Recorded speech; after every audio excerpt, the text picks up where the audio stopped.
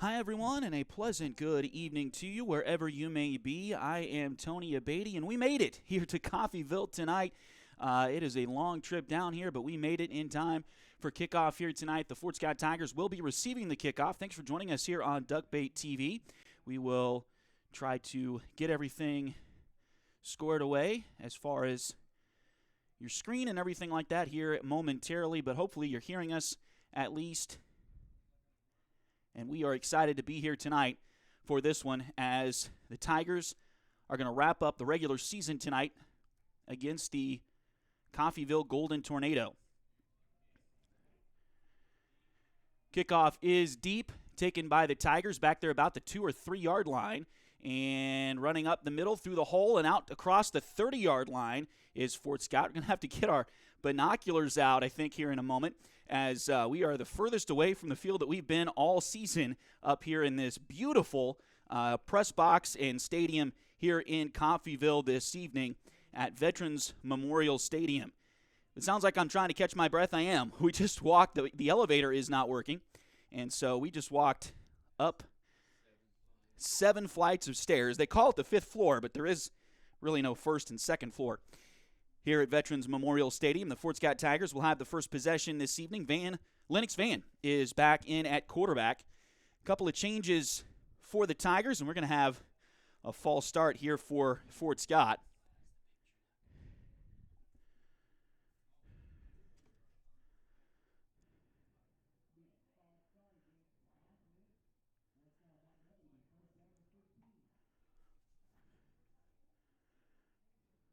So, penalty against the Tigers there. That's going to push him back 5 yards for the false start. Here goes a handoff to Jasper Allison. He's going to get that penalty yardage back and a few more as he's out across the 35. They'll mark him at the 36.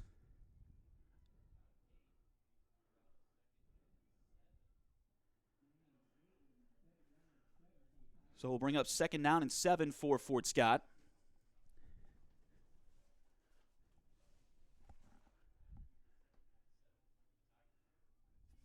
Send a man in motion. That is Brady Messer. And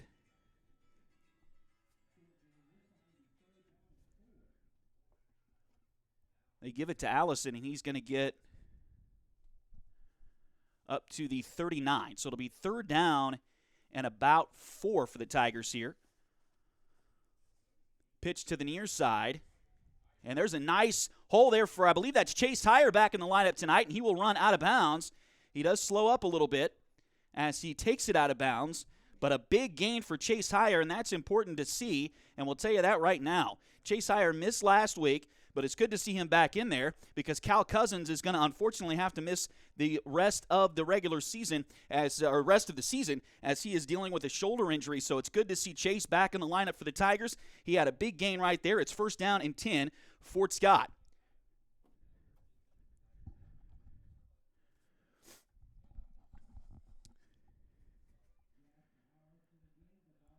They give the ball to Allison.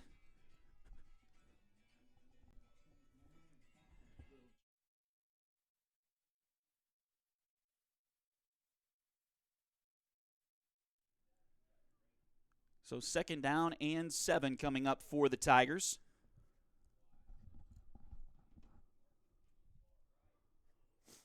They will keep it with Lennox around the right side, and he's going to be really close to the 1st down marker. We'll see if he has it.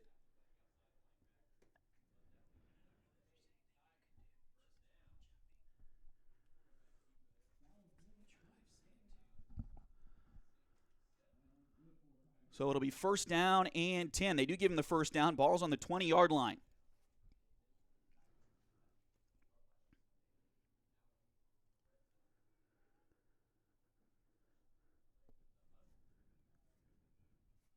Big formation here for the Tigers. They hand it off to Jasper. He goes right up the middle and over a couple of Golden Tornado players, and he will get about 6 yards on the play. 9:40 to go here in the first quarter. Again, Fort Scott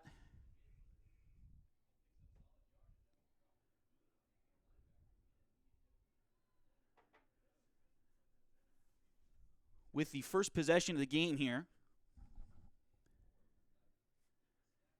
Handoff.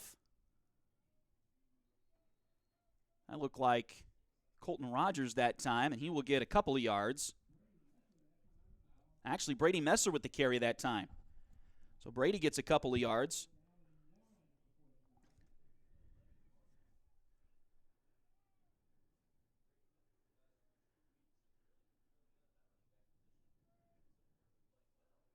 And they go with a heavy formation to the right. And it's a keeper with Lennox, and he will get the first down. He needed the 10. He's going to have the 9. So first down and 10 for the Tigers. First and goal for the Tigers, rather. Again, ball at the 9-yard line.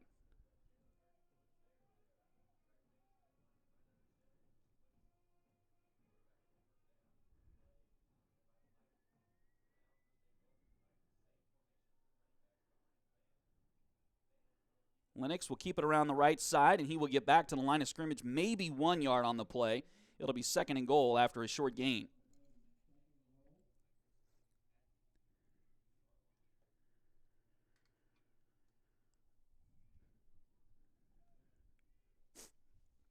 He got about a half a yard that time. Lennox coming in on the season with 70 rushing attempts. Again, he didn't play every game at quarterback for the Tigers. Sat out the second half in Paola. Didn't play at all in the Springfield Central game in week 2. With 70 attempts for 397 yards on the ground. They're going to hand it off here to Jasper. Tried to get it to the second man through, and he gets stood up at the line of scrimmage and maybe lost a yard. Lennox again so far this season, just over 5.5 yards per carry, just over 66 yards per game, 5 touchdowns, all of that on the ground. Through the air this year so far, he's completed 46% of his passes for 653 yards. Of course, the big game coming against Chanute 2 weeks ago.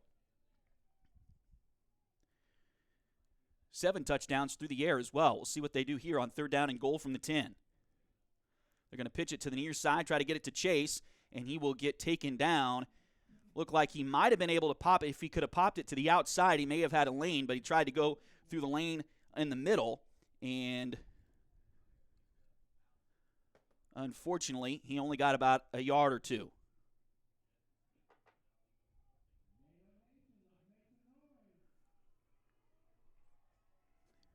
So fourth down and goal. The Tigers will, I'm sure, go for it here.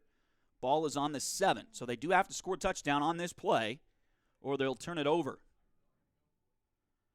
Lennox, he lost the ball and has to cover it, and so Coffeyville will get the possession, looks like at the 11-yard line. So tough situation there for the Tigers as they will lose it on downs with 6:31 to play in the first quarter.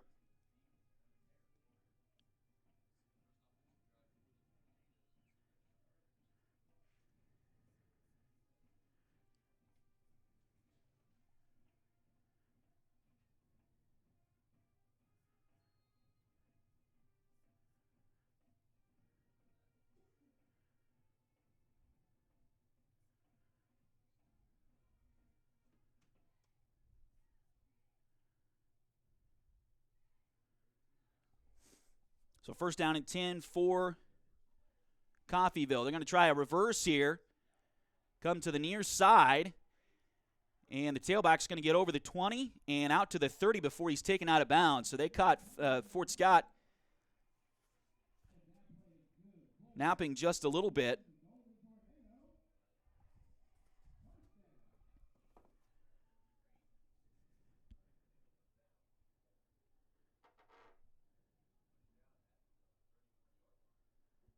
So a big gain on first down. Gets the ball out to the 30-yard line.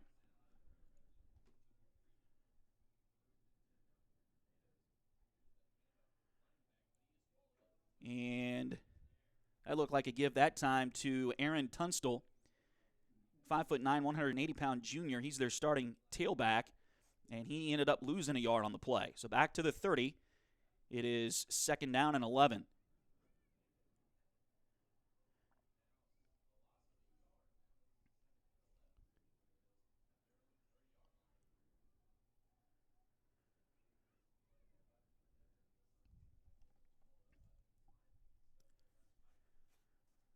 Starting quarterback is Axel Earn for Coffeyville, and he will keep the ball around the left side, gets hit at the line of scrimmage and dropped there. So it'll be third down and long for Coffeyville here in the first quarter.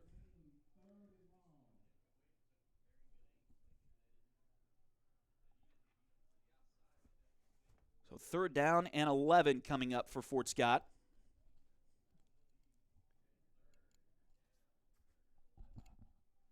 Their defense, of course, Coffeyville with the football. And again, we are 5 stories at least from the field. So this is definitely the furthest we've been from the Tigers all season. So seeing those numbers a little bit difficult for us as it may be for you on Duckbait TV. Throw to the near side. Knocked away, incomplete. Great coverage by the Tigers. That looked like Brody Gomez on the near side, and I believe it was. He timed that perfectly. He waited till the ball was going to get to the receiver and then hit the receiver and jarred the ball loose. So incomplete pass. It'll be fourth down and 11.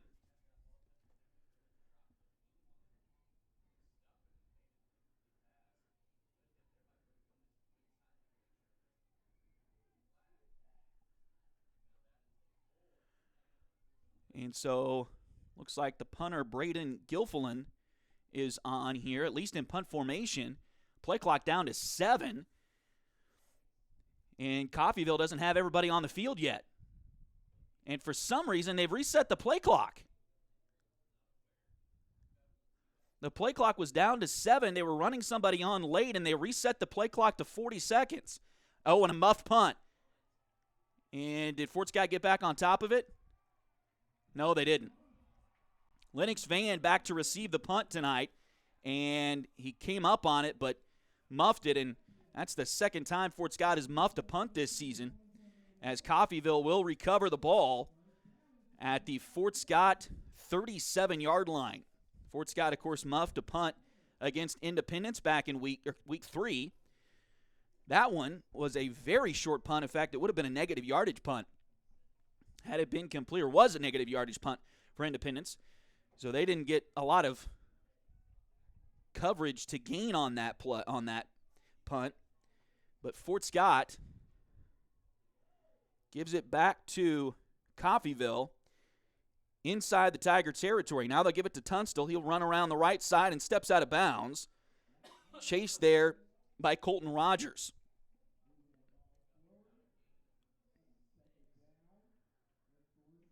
They'll give him about 7 on the play. Second down and 3. Ball just outside the Tiger 30.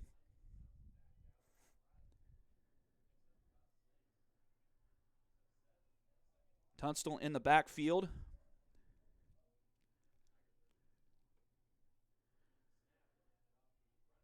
They will give it to the other man back there, though, and he will get close to the first down. We'll see where they spot him.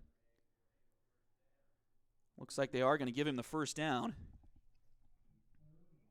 as that was Deontay Galindo, the man with the carry that time.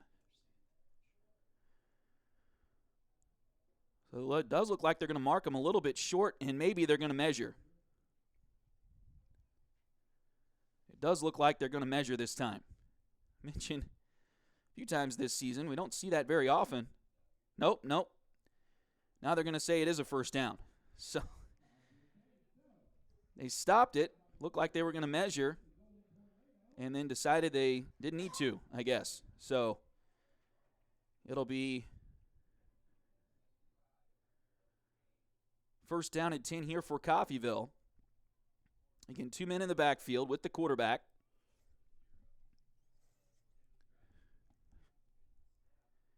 That quarterback is Alex Earn, and they hand it off to Tunstall that time, and he's going to get maybe a yard on the play, but not much. It'll be second down and long here for Coffeyville.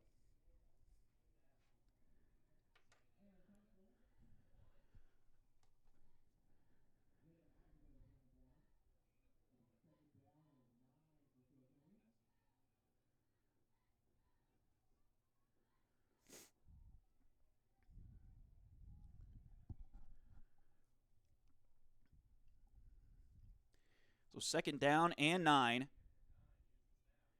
Handoff goes back to Tunstall, it looks like. And he's going to get 2 or 3 yards.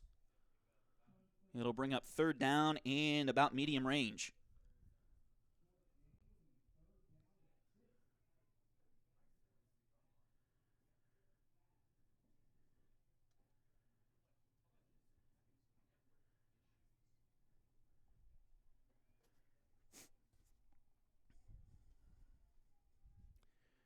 So 2:45 to play here in the first quarter. Coffeyville with the football. Looks like about 3rd and 6. They're going to hand it off back to Tunstall, and he will run around the right side. Gets a big hole there. Gets hit right at the 15 and dropped, but that's going to be enough for the first down. So it'll be first down and 10 for the Golden Tornado. And this is something, again, we didn't have a whole lot of chance before the game to really talk about it, but the Tigers are going to need to limit Coffeyville's opportunities here tonight, and they did a really good job on the first possession, forced them to punt, but then muffed the punt and gave Coffeyville new life. And they've got possession, first down and 10 at the 15 of Fort Scott. They're going to hand it off to Tunstall. He'll go left this time. He's got a slew of blockers out there. Nice tackle by the Tigers. Was that Jasper Allison? Looked like Jasper. And he will take the tailback down. He got about 5 on the play as he stretched forward. And so it'll bring up second down and 5. But if the Tigers don't make the tackle there, that might have been a touchdown. He had a convoy out in front of him, Tunstall did that time. That's what the Golden Tornado are going to do. They run the football before, during, and after the play. They run it all the time. They went to watch a little bit of their game from last week against Chanute. They did not throw the ball much at all in that contest last week. They'll hand it off on a sweep to the near side, and they got about 3 yards on the play. So third down and 2 coming up. I believe that was Galindo again. That did not look like Tunstall. Again, trying to go back and forth between my binoculars and my glasses. It's kind of hard to keep up with that a little bit as we are so far away from the field here tonight. But we are in a really nice press box. I got to say that. Here's a handoff up the middle, and that is Aaron Tunstall. He will be taken down before he gets to the end zone, but he got the first down. The ball is going to be, I think, at the 1-yard line. So first down and goal here for Coffeyville as we enter the final 30 seconds of this first quarter. So Fort Scott ran pretty much exclusively on their opening drive, did not get points as they turned it over on downs. Coffeyville, technically they've had 2 possessions. As they punted it away, Fort Scott muffed the punt, and Coffeyville recovered it. And it looks like the Golden Tornado don't want to score in an end zone that says Ravens. They're going to switch around and go to the other side as the first quarter is over here in Coffeyville at Veterans Memorial Stadium. This beautiful stadium just outside of the city of Coffeyville with this big, huge press box and plenty of room for as many broadcast teams as we want to bring here to Coffeyville. So that's a good thing to see. But anyway, that is the end of the first quarter here tonight in Coffeyville. We're still scoreless at the end of 12 minutes, but Coffeyville looking to score the first points. We'll have a chance to do that when we come back to this beginning of the second quarter here. Thanks for watching us here on Duckbait TV.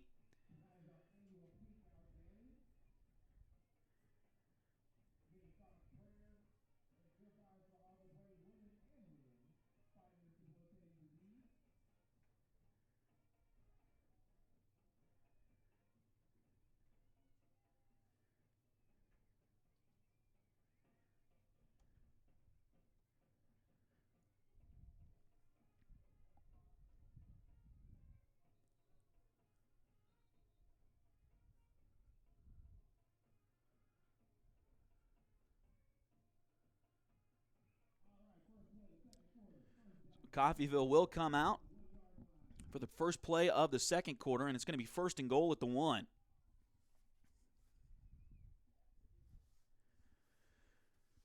And they're running somebody off. They all ran on there. Is that 12 men in the huddle? I don't see a flag. They're going to keep it with the quarterback. He got hit right at the line of scrimmage and pushed back, maybe a yard.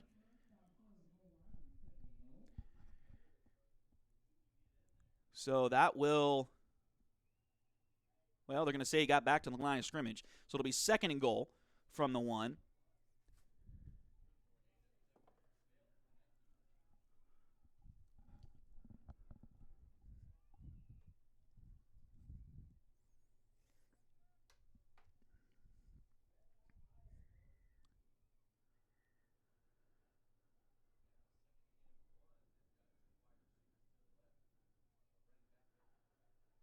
Come out with 2 receivers to the left of their formation.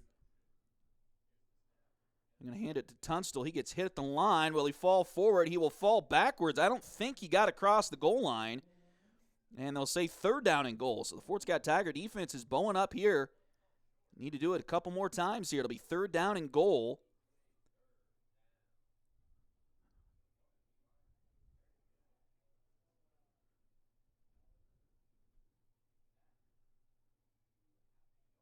Again, thanks for joining us here on Duckbait TV. We've got some fun things going on as we move throughout the remainder of the fall schedule here. I'll tell you about those as we go along here tonight.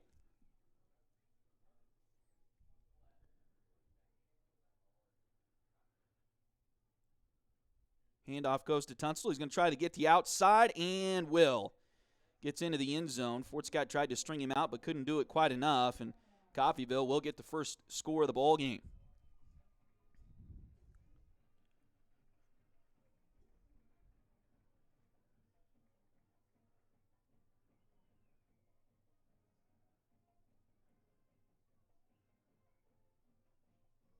So the Golden Tornado go up 6-0, and their kicker, Zach Becker, looks like he's going to come on to attempt the extra point here.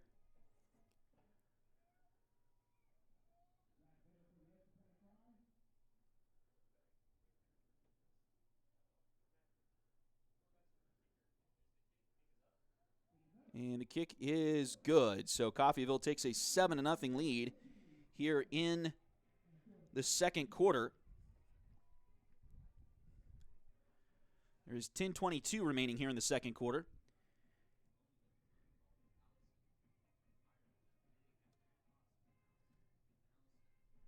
And again, Coffeyville on top by a touchdown. The Tigers are going to have to go and get themselves a score here. They had the first possession, got it all the way down to,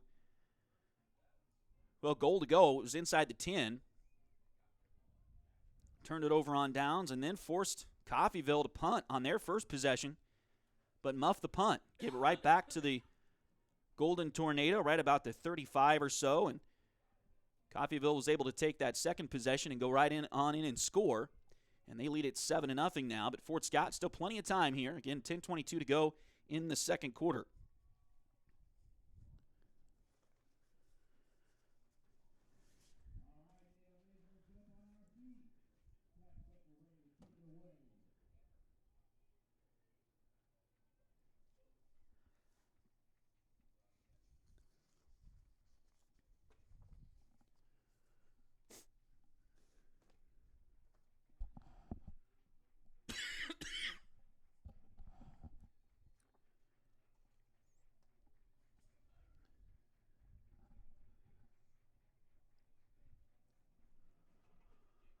Kick is a deep line drive, and that's going to go through the end zone. Looks like there is a bit of a breeze coming out of the south tonight, which would be the back of Coffeyville's kicker on that particular kick, and it goes through the end zone for a touchback. So the Tigers will start on their own 20-yard line. Again, 10:22 remaining here in the second quarter. And again, Fort Scott really needs to get a score here and keep up with Coffeyville. They've got a dynamite offense if they let them get some momentum and get going here. Fort Scott in the all-white uniforms tonight. Looks like a pretty good road combination for the Tigers this season, as Lennox will keep the ball. He will get up the field about 2, maybe 3 yards, and that will bring up second down and about 7 here. Coffeyville, of course, their school colors are purple and gold, so their uniforms, of course, are all black with white helmets.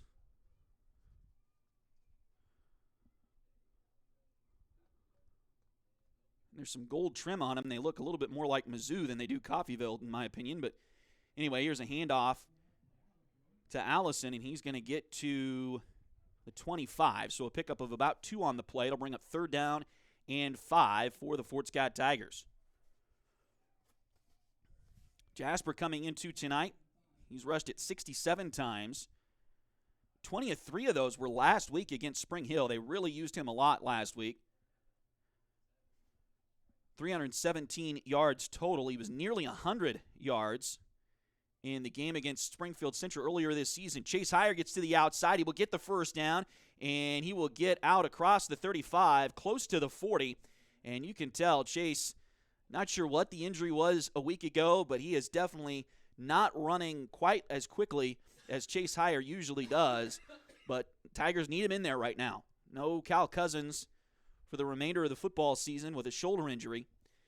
So they need Chase and as many guys as they can get in this lineup to go for the Tigers. Lennox will keep it across the 40, but not much more than that.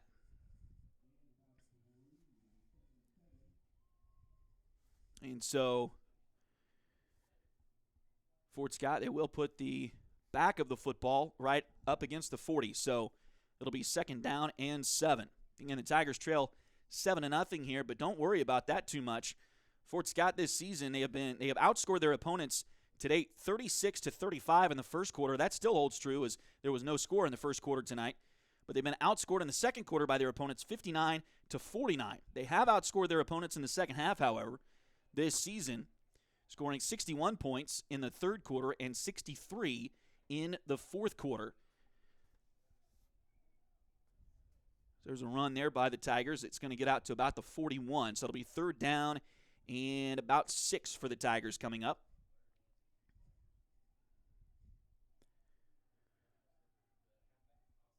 So they've scored a total of 209 points so far this season. Just over 120 of that was in the second half. Has been in the second half so far. Lennox going to roll to the right side. He will get out to the 43, but he needed the 47, so it'll be short of the 1st down. It'll be 4th down here for Fort Scott, and it looks like the punting unit is going to come on. With 7:27 to play, the clock continues to roll here. And that means we'll get to see Colton Rogers this evening. He's got 14 punts on the season, total of 458 yards. That's an average of almost 33 yards per punt. His longest was 47 so far this season, and he's had 4 down inside the 20. 2 of those were down at the 4-yard line against Independence a few weeks ago. He'll be kicking into the wind here, it looks like, and he got it off the side of his foot a little bit. It's going to roll out of bounds about the 35 of Coffeyville. So that's where the Golden Tornado will have possession, their 3rd of the game. 6:55 to go here in the second quarter.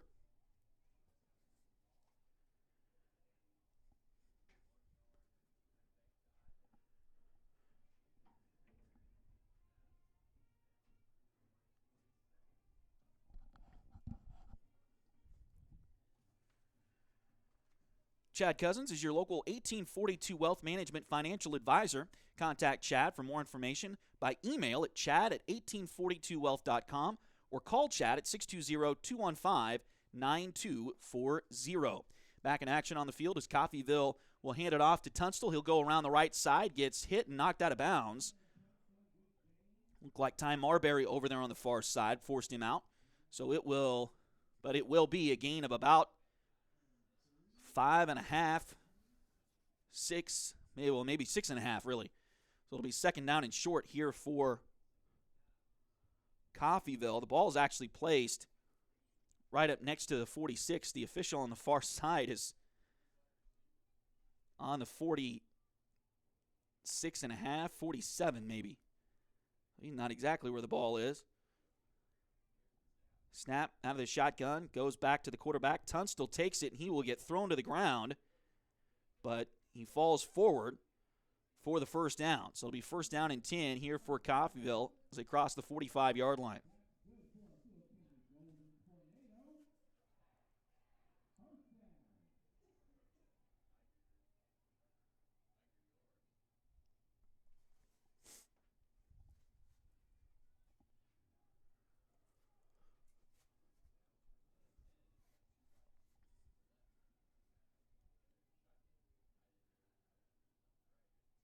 throw it to the near side. It is caught. That's the first pass we've seen tonight from either team. And it is caught, and it's going to be taken out of bounds. J.C. Gross with the tackle, but Coffeyville with the cane, and it's going to be enough for a first down. Looks like Amir Luton with the catch that time.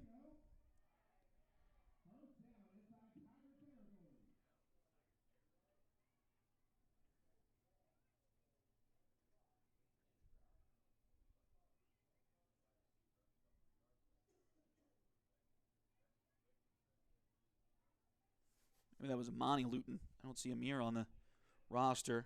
Amir's been here in the past.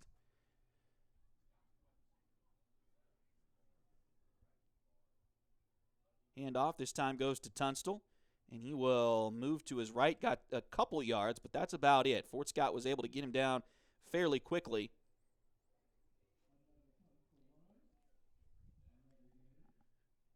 That'll make it second down and 8.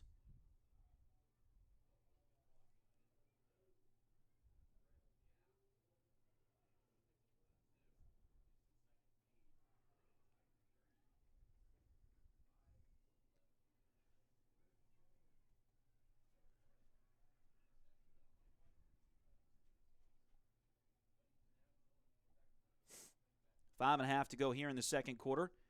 Quarterback's going to take it out of the shotgun, try to throw it up the right sideline, and he's got his man, and it's caught for a touchdown. He got behind Cedric Martin.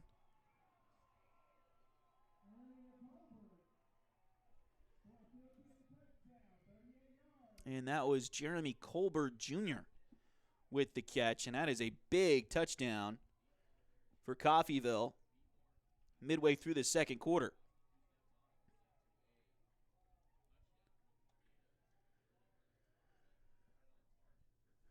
So they will come out and try the extra point again here.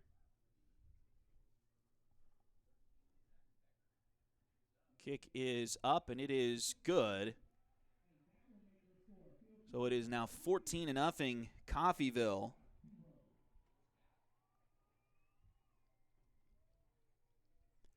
With 5:24 to go here in the second quarter. So a tough start here for the Fort Scott Tigers.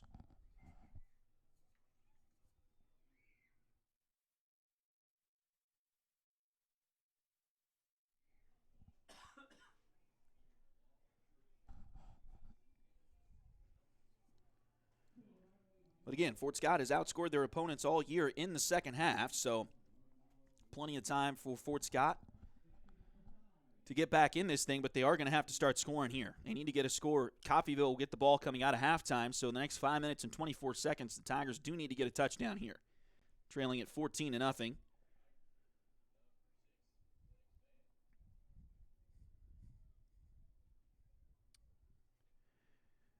So it looks like Lennox is back to receive the kick here.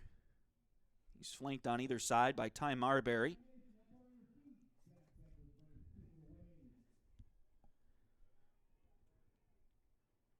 And Colton Rogers is on the left side of Lennox.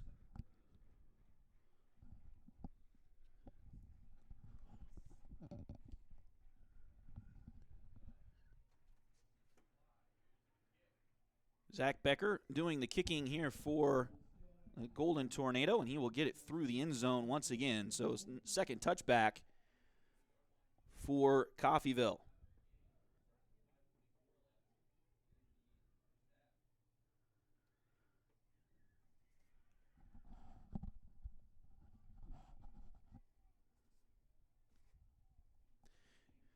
So again, 5:24 left to go here in the second quarter. Fort Scott trails at 14-0 here to Coffeyville. We got the ball on their own 20-yard line. They've got all 3 timeouts remaining.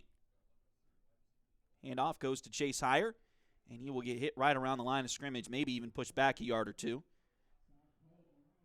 So it'll be second down and long coming up for the Tigers.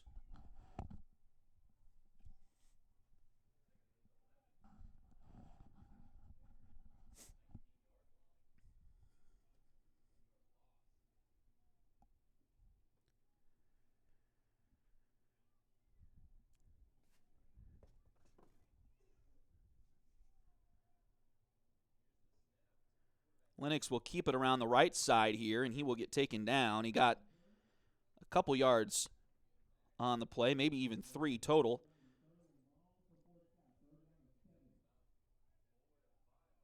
So third down, we'll say about 7.5 here for the Tigers coming up. But again, they really need to – they moved the ball very well on the first possession tonight. Got all the way down inside Coffeyville territory. And then the Golden Tornadoes stepped up on defense and forced a turnover on downs. Now Fort Scott will call their first time out here with 4:14 to go and have a chat.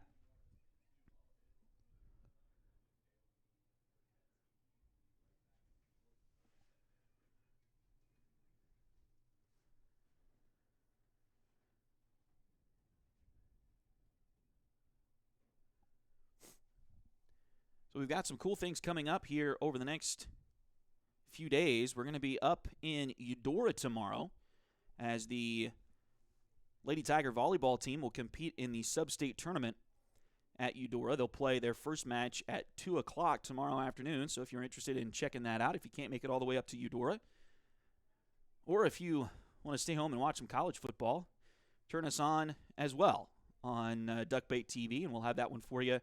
Again, the ladies start at 2, so we'll be on the air about 2 with that broadcast. So don't forget to check out Duckbait TV tomorrow for that sub-state volleyball. If the ladies win, we will have their second match as well. Throw to the right side, or left side rather. It's a back play screen caught by Jasper Allison. He's going to get the first down. What a great play by the Tigers. They ran everybody to the right and slipped Jasper out to the left, and he's able to catch the screen pass and move it down the field for the first down.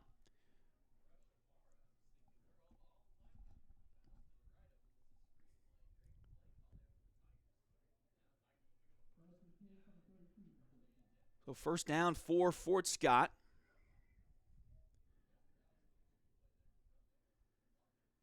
They don't have the chains stretched out quite where they need to. See if they can get that fixed. Here's Lennox. He's going to keep it and gets hit right at the line of scrimmage, and that's about all he'll get. 3:30 to play as the clock continues to roll here in the first half. Had a pretty quick first half here tonight.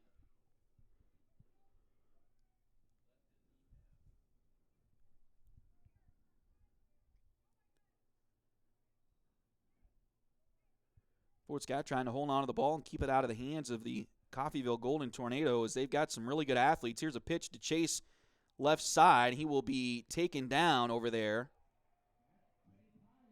And it is going to be a big loss on the play for the Tigers.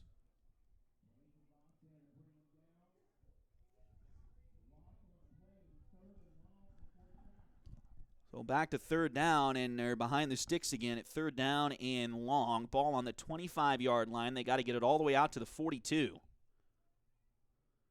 call it third down and 17.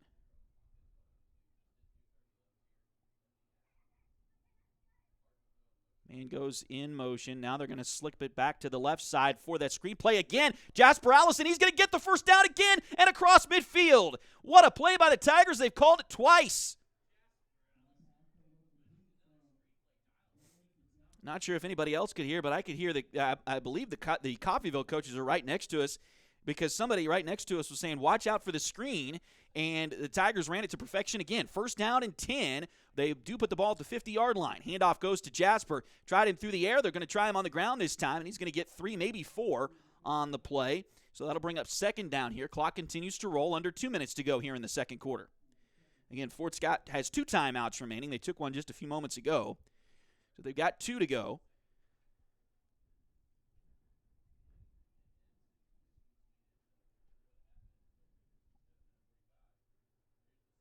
Back to pass. Lennox steps up, throws over the middle. He's got a man. It's incomplete. Will we see a flag? Oh, they're not going to throw the flag. It sure looked like Ty Marbury got pulled and held on that, and the coaching staff for the Tigers is out on the field yelling about it. And the official was thinking about it. He had his hand in his pocket, but decided against throwing it for whatever reason. Sure looked like a hold on Coffeyville that time, and now we've got another timeout, and Coach is going to talk, and Coach Graham wants to talk to the official about it. he had his hand. Maybe he was just adjusting his belt, but it sure looked like he had his hand in his pocket ready to pull that flag out. And I don't know if he just couldn't find it quickly enough or if he just thought about it a second or third or fourth or fifth or sixth time and decided against throwing it. But either way, it doesn't get thrown, and the Tigers will have a 3rd down and 7 coming up here after the timeout.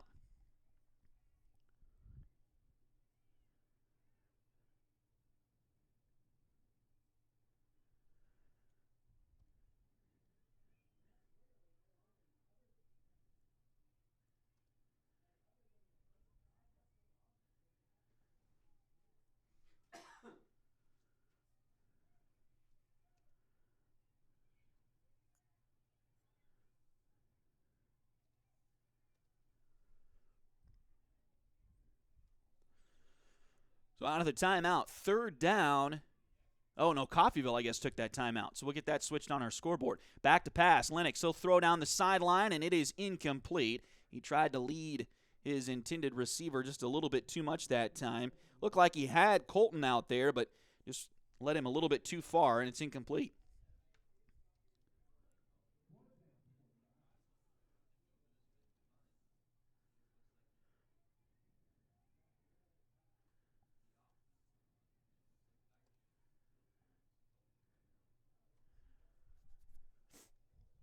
So it is 4th down now for the Tigers.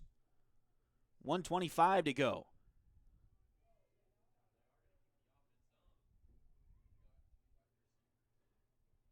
One receiver to the left of the formation, 2 coming back to the right, and there's a man on a blitz, on a lone blitz. They'll throw it to the near side, and it's intercepted.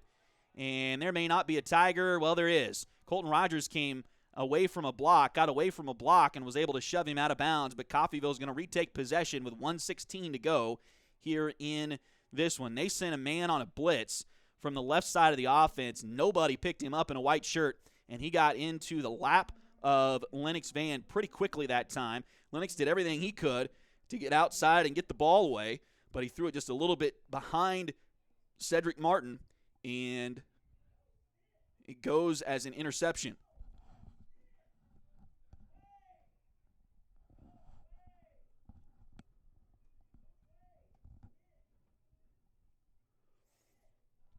So again, 1:16 left to go here in the first half. Coffeyville will retake possession at the Fort Scott 40-yard line. Quarterback will keep it. He waited a little bit, but then keeps it. He'll get to the line of scrimmage, and that's it.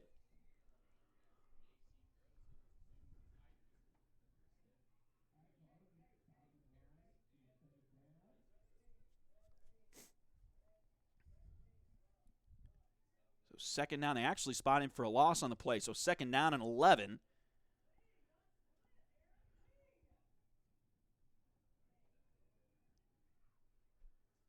Three receivers to the left for Coffeyville. Quarterback's going to roll it that way and gets hit, and he got away from it initially. Here comes another Tiger, but he does get away, throw the ball down the field, and he's got a man open behind the defense, and they're going to get down to the 2-yard line. My goodness, we got a flag down in the backfield. That may be a face mask on the Tigers. We'll see. As it looked like JC's hand got up around the neck area of the quarterback. They are going to say personal foul, face mask on the Tigers, so they will decline that penalty, and it'll be 1st and goal with 28 seconds to go for Coffeyville. Football is going to be at the 2-yard line, maybe, yeah, about the 2-yard line. This first half started about as bad as it can for the Fort Scott Tigers. They need to get a turnover right here. They cannot let Coffeyville score again. And Coffeyville will take a timeout and discuss this play with 28 seconds to go here in the first half.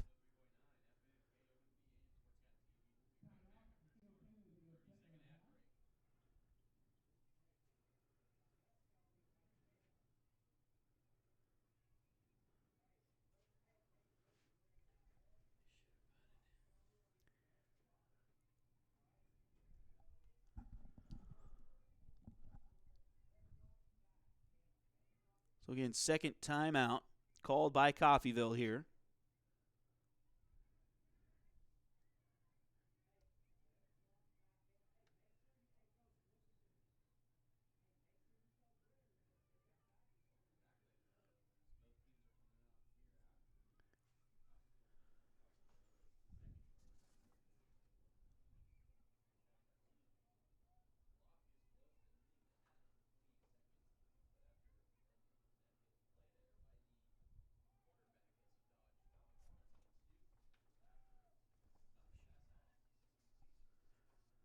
State Farm agent Cale Nelson is your local agent for home and auto. Contact Cale for a quote. Visit Cale's website, calenelson.com, or give Cale a call at 620-223-2828. 28.5 seconds left to go here in the first half. And the play is run. I think the quarterback kept it that time, and he's going to get in the end zone.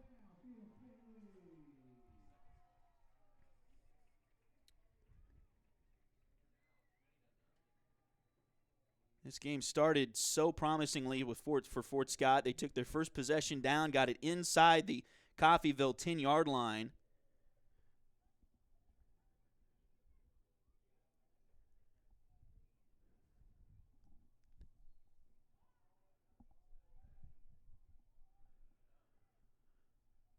But then turned it over on downs, and it's been all Golden Tornado since then. Kick is up, and kick is good. 21-0. Coffeyville with the lead with 23 seconds remaining in the first half.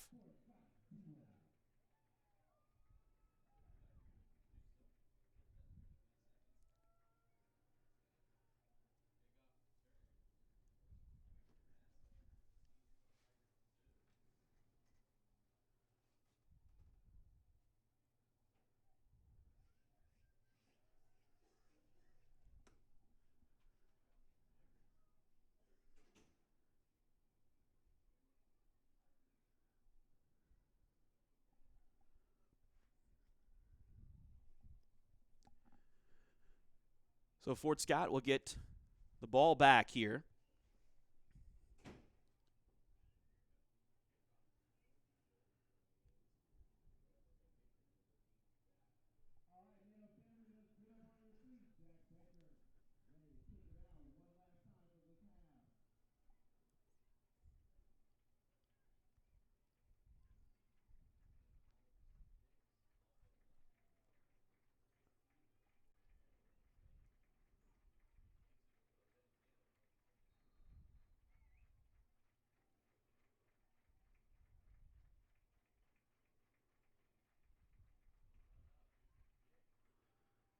Kick is going to get through the end zone again.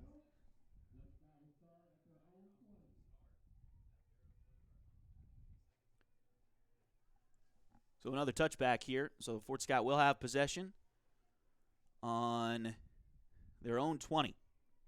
And we'll see what they call here. If they try to get fancy, get down the field quickly. They still have 2 timeouts remaining, I do believe. But Coffeyville has taken 2, so they're down to 1. Fort Scott still with 2. So Fort Scott, if they can get a big chunk here, call timeout.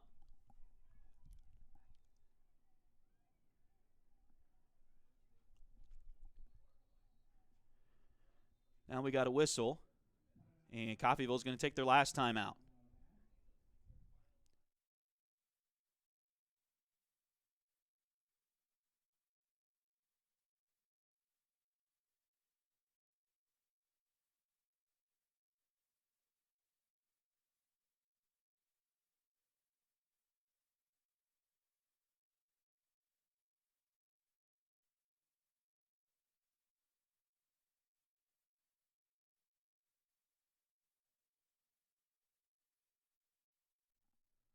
So 23 seconds remaining, and Coffeyville just took their final timeout. And we'll see what Fort Scott does here coming out of this timeout.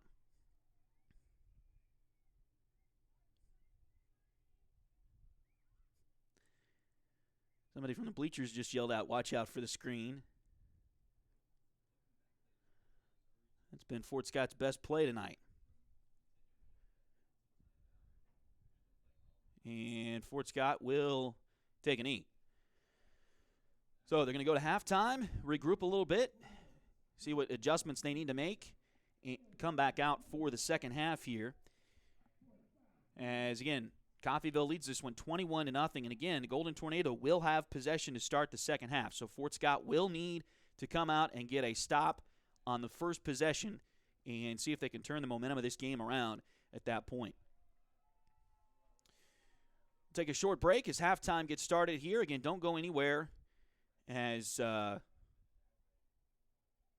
going to have a fun second half. Feeling good about the second half here from Coffeyville. You're watching Fort Scott football on Duckbait TV.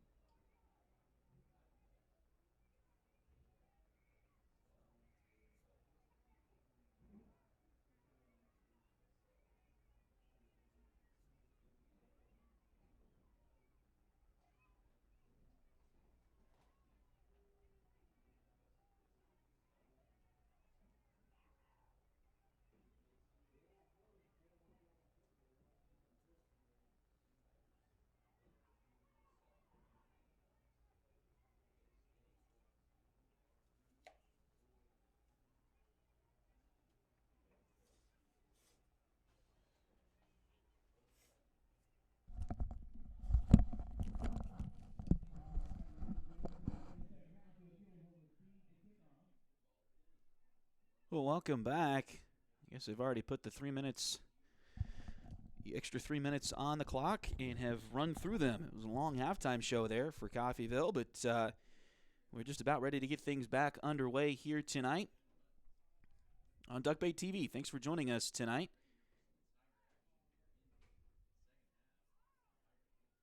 Again, Fort Scott, Nina, you get a big stand on defense here to start this second half as they will kick it off to Coffeyville.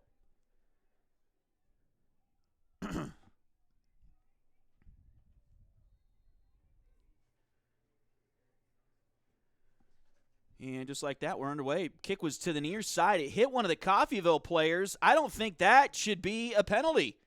It hit one of the Coffeyville players and then rolled out of bounds. The flag came in, but I don't think that should be a penalty because it hit one of the Coffeyville players. I think that negates it. Maybe not.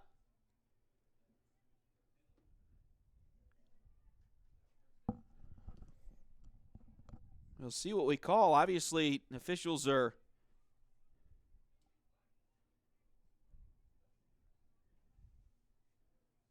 yeah, and they're going to say no, and that's the reason. It hit one of the Coffeyville players, essentially, not intentionally, but essentially, Coffeyville is the one that made that go out of bounds, so it shouldn't be a penalty on Fort Scott. So they'll get it where it went out of bounds, which is the 27-yard line. First down and 10. Thanks for joining us back here on the third quarter as Fort Scott tries to get back in this one, trailing 21-0 to Coffeyville here this evening.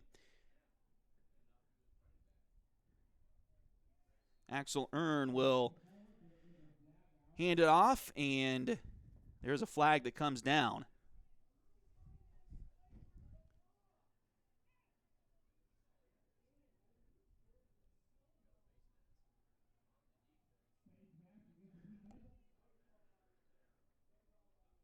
And they call a face mask on Fort Scott. Sure looked like that was going to be a hold on Coffeyville, and the Coffeyville coaches next to us thought the same thing. And for whatever reason, they threw a face mask on the Tigers. So another unfortunate break for Fort Scott here. It'll be an automatic first down for Coffeyville. They'll put the ball at the 40-yard line.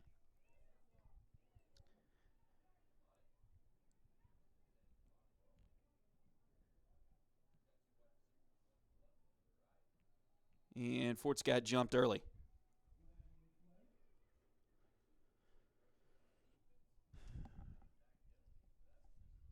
I don't know that we've seen this many mistakes from a Fort Scott Tiger team all year. They've been very disciplined, and they've played their hearts out. They just feels like they're stuck in the mud right now against Coffeyville. First down and 5. Ball just shy of the 45. Quarterback Ern will take the snap, and he will keep it himself. He'll get close to the first down. In fact, gets rolled over the first down marker into Fort Scott territory. So it'll be first down and 10 on the Tiger 49-yard line. Coming into this one tonight, Fort Scott was the 11th seed. If the playoffs started tonight, they would have traveled to St. Thomas Aquinas, hoping for a win to get into a tie for kind of the 8th, 9th, and 10th spots in the state of Kansas. But they got some work to do to get back on the right side of this one. Handoff there goes to Tunstall, and he'll bring it to the near side. A flag is down.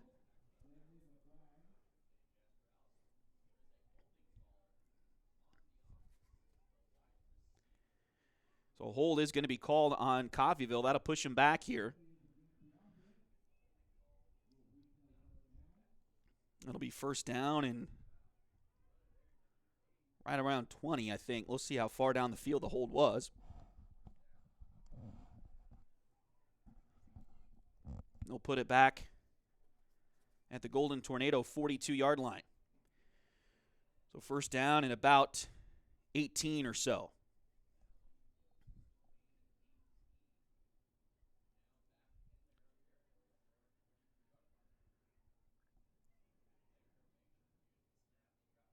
Throw it far side. It is complete over there. And it'll be enough for the first down, I believe. It's right close to the sticks. Maybe a yard short. But it'll be second down and 1. Fort Scott playing. Oh, there's another flag on the play, and this is going to go against Coffeyville. So Fort Scott really needs to take advantage now.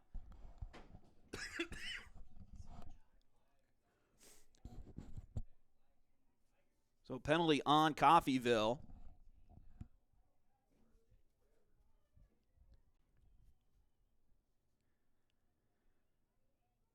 And do they call chop block? So if they call chop block, I think that's a personal foul. So they're going to put them all the way back. I think that's what that motion is. So it's back to the 32-yard line. We'll call it the 33. It's kind of in between the 32 and 33. And again, that's on Coffeyville's side of the field. They've got to get to the Fort Scott 39. It's still first down, though, but first down at about 28. Send a man in motion right to left across the offense. And the quarterback will hand it to Tunstall. He'll go to the left, and he's got a huge hole over there, and he to the 50, 40, 30, and will not get chased down from behind, and he will get into the end zone, and they're just going to let him strut across the goal line with nothing. Usually that's an unsportsmanlike conduct penalty in high school. Not supposed to be able to do what the NFL guys can do as far as the celebrations and whatnot, but they let that one go, and it's a touchdown for Coffeyville.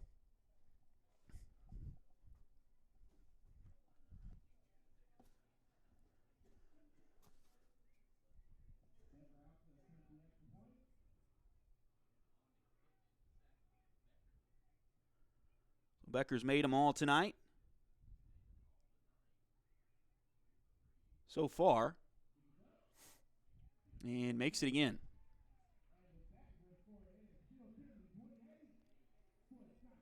So 28-0.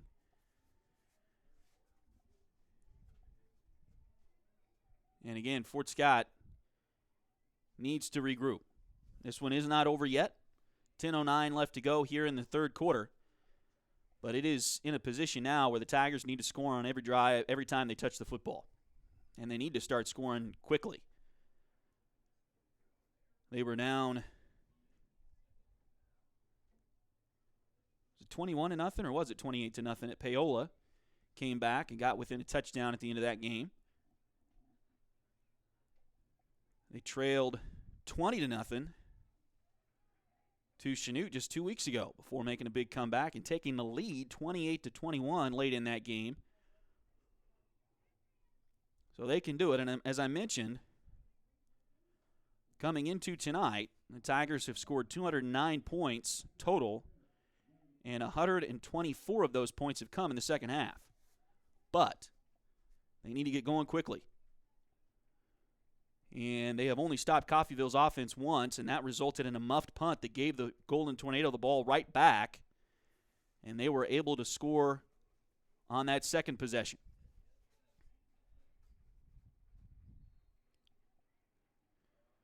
Coffeyville traditionally is a team that if you give them enough confidence, they'll use their athleticism. As we got a whistle, this may be offsides on the kicking team. Flag came in at the 40-yard line.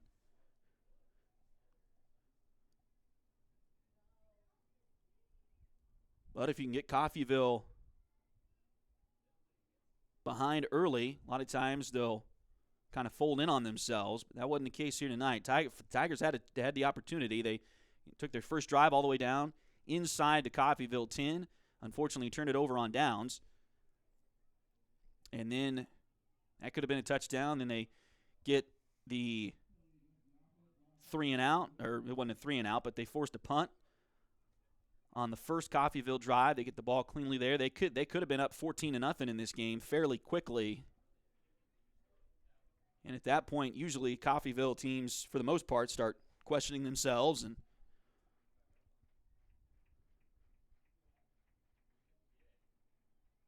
kind of fold a little bit. But right now the Tigers are struggling themselves. Looks like Lennox taking the kickoff that time. He'll get out to the 29. So that's where Fort Scott will start with this possession.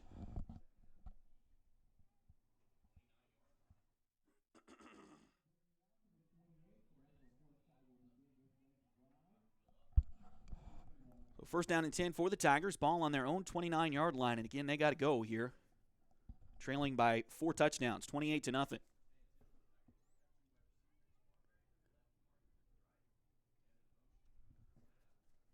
Fort Scott going to hand it off, looks like to Jasper again that time. And he will get a few yards up the middle, but not much. Well, actually, they gave him more than I thought they were going to. Gain of about 4 on the play.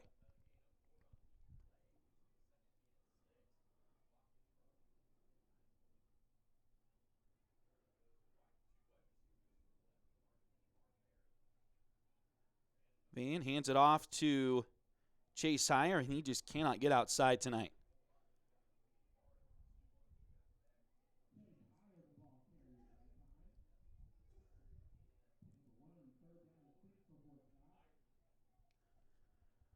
Third down and about 5 on the play. They'll give him a yard.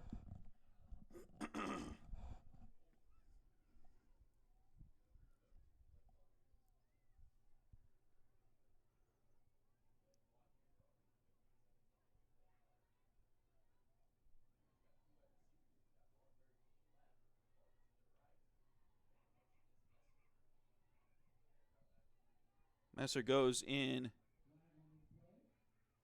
motion, and now we got a flag that comes in.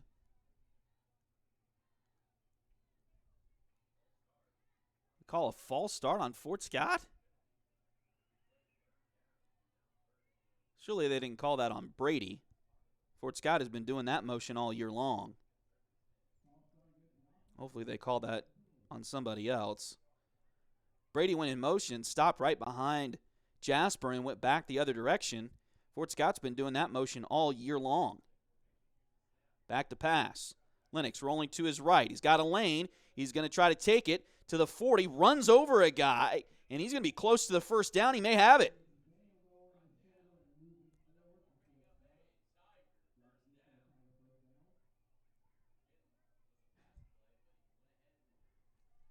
Coach Graham pulled him aside, and he said, you know what, I love your toughness, probably.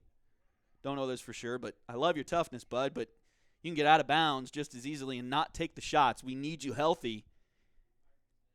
Lennox, a wrestler in the winter, using that mentality all season. Hands it off this time to Jasper. He will get 2 maybe on the play. It'll be second down and long for the Tigers. And again, you do. You love the toughness. You love the competitiveness of these Fort Scott Tigers, but injuries, as they often do in football, have started piling up for the Tigers. Again, no Cal Cousins for the remainder of this season. He's out with a shoulder injury. Chase Heyer missed last week. Dub Chipman is still out, looks like, for the Tigers.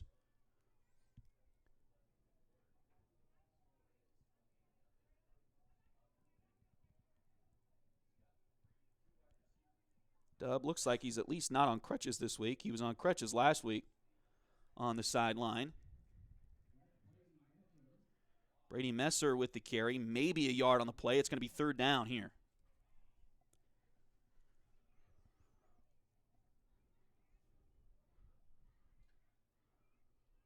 Under 7 minutes, or 7:08 to play here in the third quarter. Again, Fort Scott needs 4 scores here, trailing at 28-0.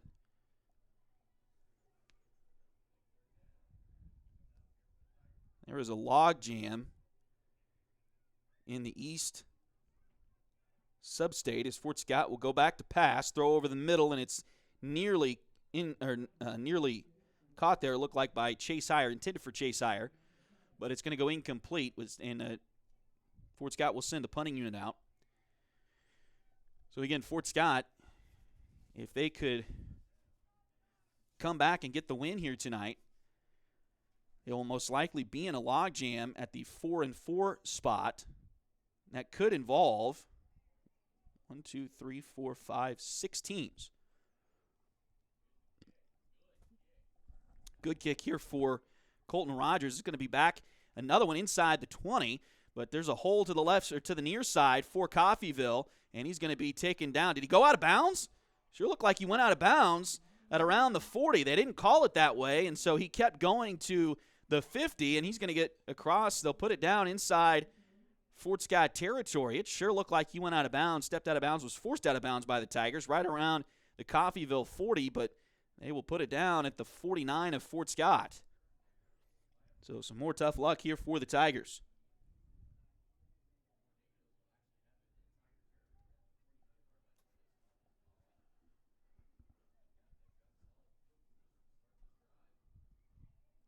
.6:32 to play in the third quarter tonight, and Coffeyville with a 28-0 lead.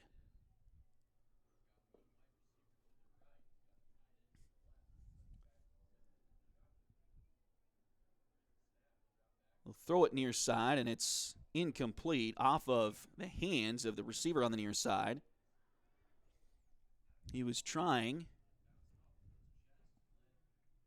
for Keyshawn Hayes.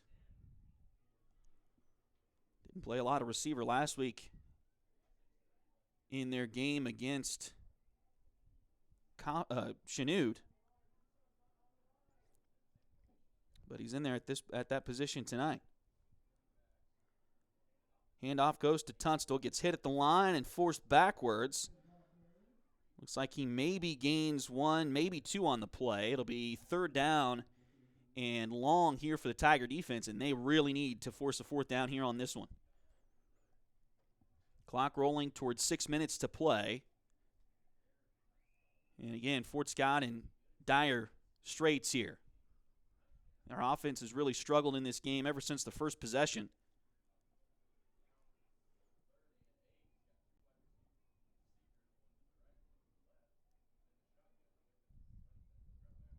Throw it near side. It is caught there, and he is taken out of bounds that time. Jeremy Colber with the catch that time for Coffeyville. It's not enough for a first down, but it's going to bring up a fourth down and, about 2? So Coffeyville, I'm sure, will go for it here.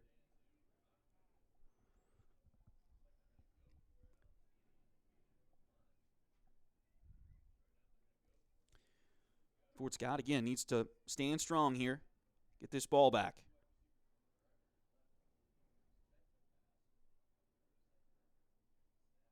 Handoff goes to Tunstall.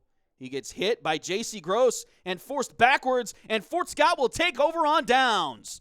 What a play by the Tiger defense. We'll see if that can jumpstart the O, as they will get the ball right around, it looks like the 47 on their own side of the field. 5:38 left to go here in the third quarter. Fort Scott will get possession back. And again, Fort Scott needing to drive down the field here.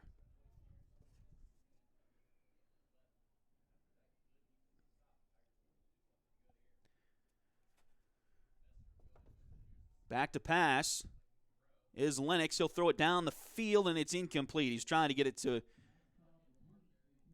Ty Marbury down the seam, and it's incomplete.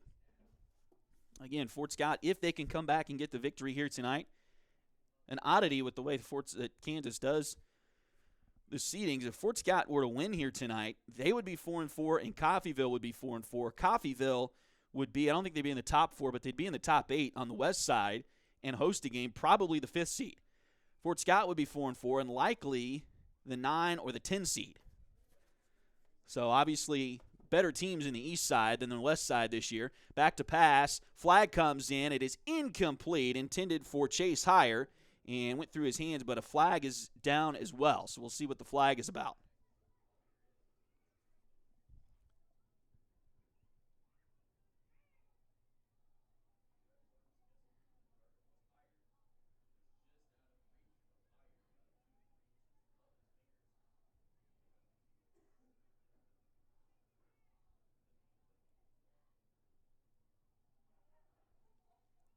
Long discussion between a couple different officials here before they come to make the call. And they will call it against the Tigers. What have they called? Oh, an illegal man downfield.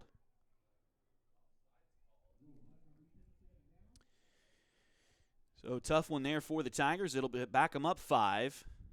So we'll have 2nd down and 15 now. They're going to pitch it. Chase is going to try to get free. He gets by one man. Can he get by the second? He will and get out of bounds, but he ran a long way for probably about no yards on the play. They tried that play, that Patrick Mahomes, Travis Kelce play, where they run everybody one way and pitch it to the man coming underneath the other way. That worked for a touchdown last week against Spring Hill, but Coffeyville was able to read it perfectly and force it into a no-gain situation. And, man, Chase really had to work to get no gain. Somebody came right through the line there, and I'm not sure if he got hit about 4 yards deep in the backfield or if he was just able to get around it. But he got hit and bounced off, or if he was able to get around it. Either way, he was able to get back to the line of scrimmage, but it's 3rd down and 15 for the Tigers. Roll to the right here for Lennox. He'll throw it over that way, tried to get it to Brady Messer, and it's incomplete, a little bit too far. So that'll bring up 4th down for the Tigers. And they will send the punt unit back out there. So since that first drive where the Tigers were able to drive it all the way down and get goal to go inside the 5-yard line, Coffeyville has really suffocated them on defense. So Colton Rogers back out there to punt. And Colton got another one inside the 20 this last punt. But Coffeyville with a huge return. So the net yardage wasn't nearly as good. He gets that one up in the jet stream and gets back to about the 21 this time. But another hole off the right side. Not as big of a return, but it is a nice return for Coffeyville. So get it out across the 40-yard line.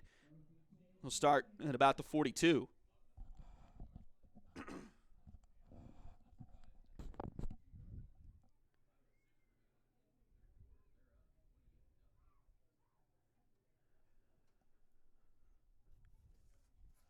So, again, you start looking at where Fort Scott might end up going next week.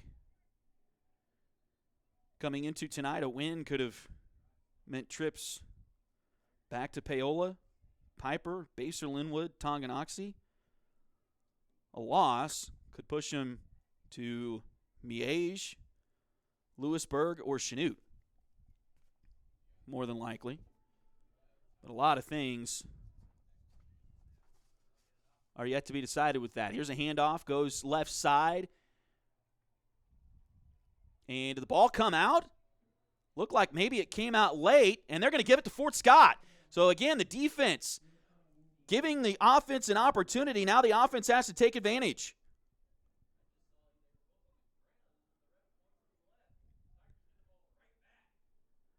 So, ball's going to be on the 44-yard line. Fort Scott on their own side of the field. So, the Tigers, the defense has really stepped up the previous two drives, forcing a turnover on downs and then a turnover the old-fashioned way, a fumble recovery that time for the Tigers. And now we're going to have a Coffeyville timeout. 4:58 left to go in the third quarter. Coffeyville with the lead, 28-0, but Fort Scott trying to get some momentum back on their side.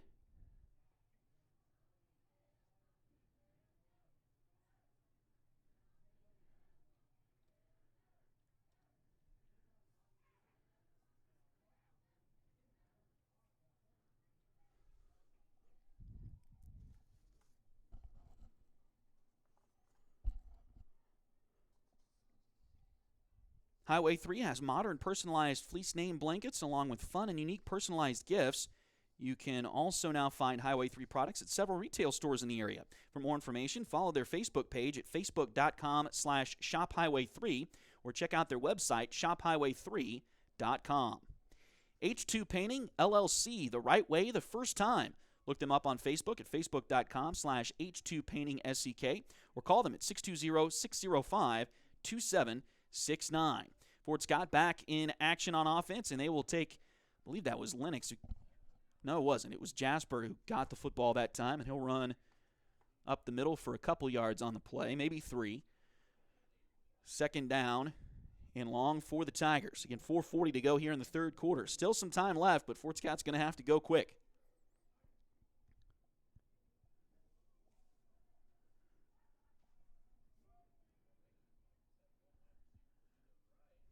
Handoff goes to Chase. More of a traditional I formation that time for the Tigers. Hyder will pick up yardage to the 50-yard line. So it'll be third down and about 4, maybe even 4.5 here for Fort Scott.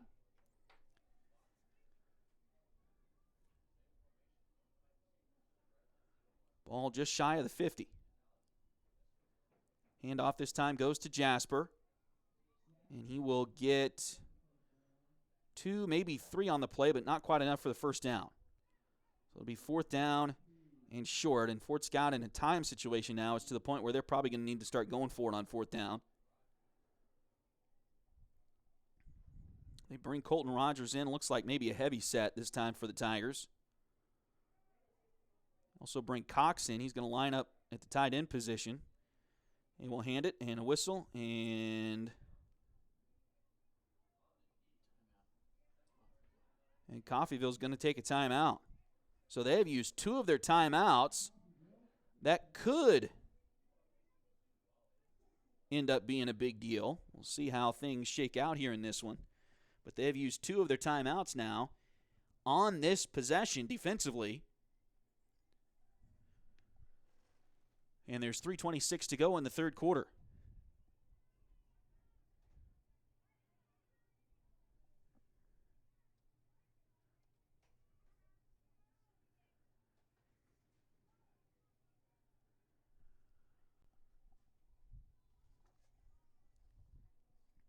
Edward Jones has been advising customers in the world of finance for over 100 years.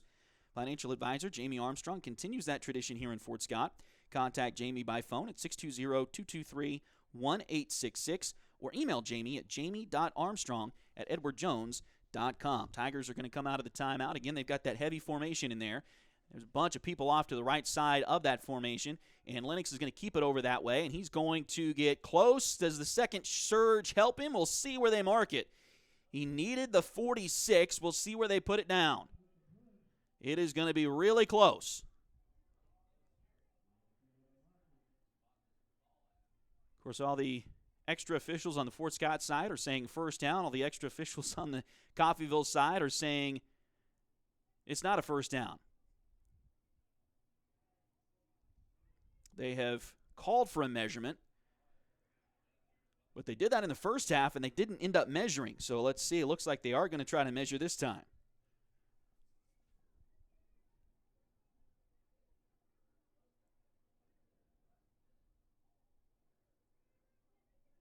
It's going to be really close.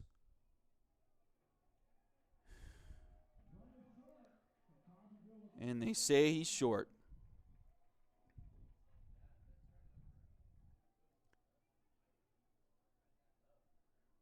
So the ball gets turned over to Coffeyville on downs.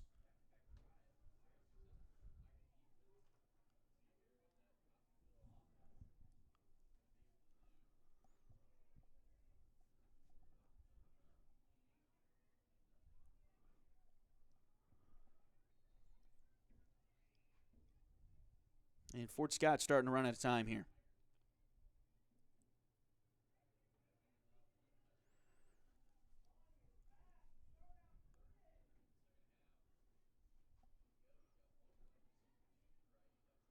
Coffeyville's having a time. It sounds like Coffeyville's having a hard time getting lined up where they need to be. This is game 8 of 8. And off goes to Tunstall. I guess when you got Aaron Tunstall as your tailback, maybe it doesn't make a whole lot of difference, but he's going to get the ball right to about the 50-yard line, maybe the Fort Scott 49, it looks like.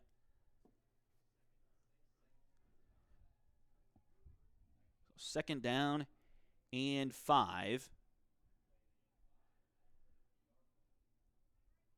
Just under 3 minutes to go here in the third quarter.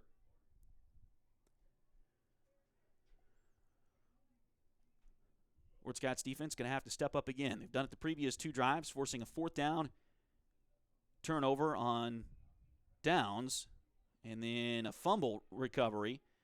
But here comes Tunstall. He's going to get around the edge and get down the sideline and into the end zone for another Coffeyville touchdown.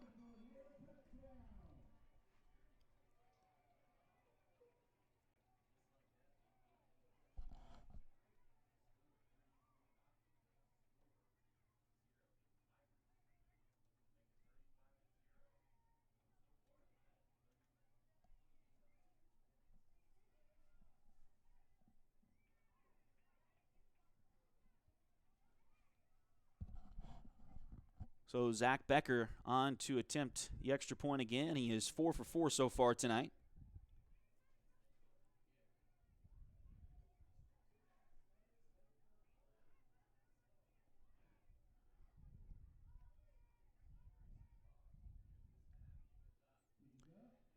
Kick is up, and it is through there.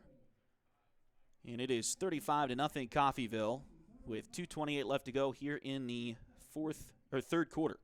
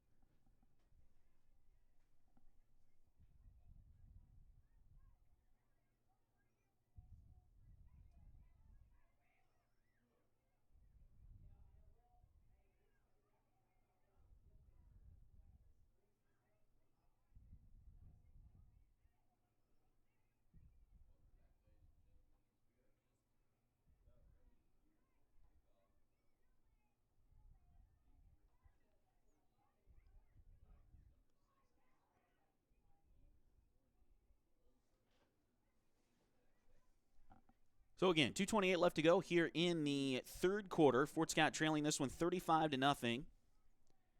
They've got Lennox back to receive along with Ty Marbury.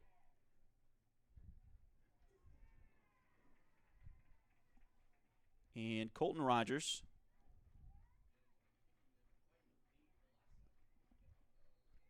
And Fort Scott needs to catch fire quickly here.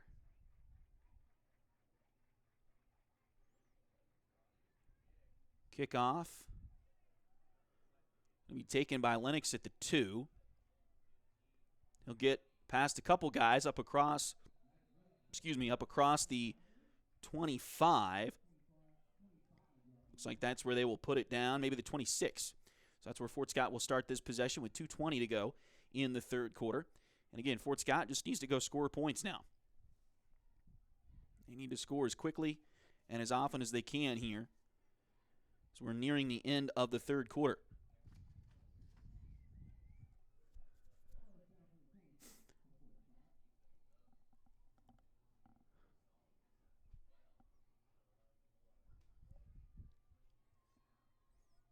Break the huddle, come out in their regular formation. Again, Chase Heyer out there, but not at 100%. He will get the carry this time. Shakes a couple guys and then gets down. Got hit a little bit late, it looked like there, but no flag down. A gain of about 7 or so on the play. We talked about it earlier. Chase out there definitely does not look like he's 100%, but he's out there giving it everything he's got. Cal Cousins is out for the remainder of the season with a shoulder injury. Dub Chipman is on the sideline. He was on crutches last week. It does not appear that he's on crutches this week, so hopefully that's a good sign. Maybe they can get him back for the playoff game next week.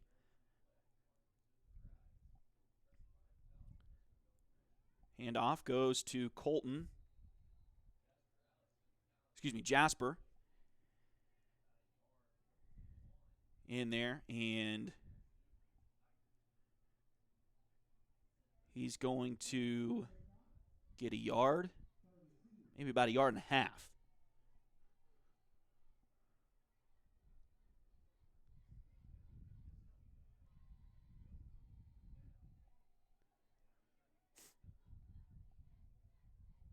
Third down and about a yard and a half is what they're needing. They're going to hand it off to Chase, and he didn't get it.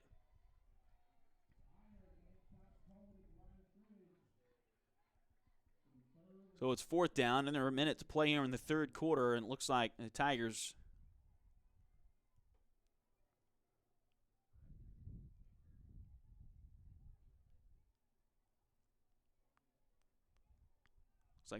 are, well, they're leading the offense out there. They may be running this clock down. There's 13 on the play clock. They're going to call a play, it looks like. They need 2. Oh, handoff.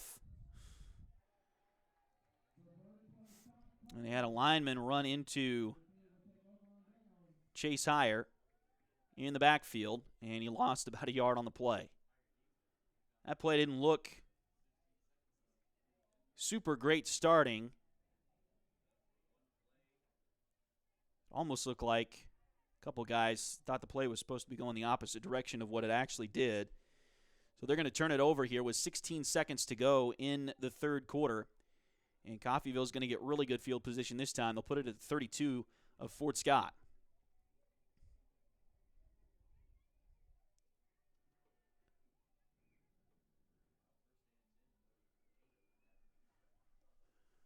.16 seconds to play in the third quarter, and Coffeyville back with possession. High snap that time, but they get it down. They hand it to Tunstall, and he will get the ball inside the 30, down to about the 27, and that's where the quarter will end. So at the end of 3 tonight, Coffeyville has the lead, 35-0 over the Fort Scott Tigers.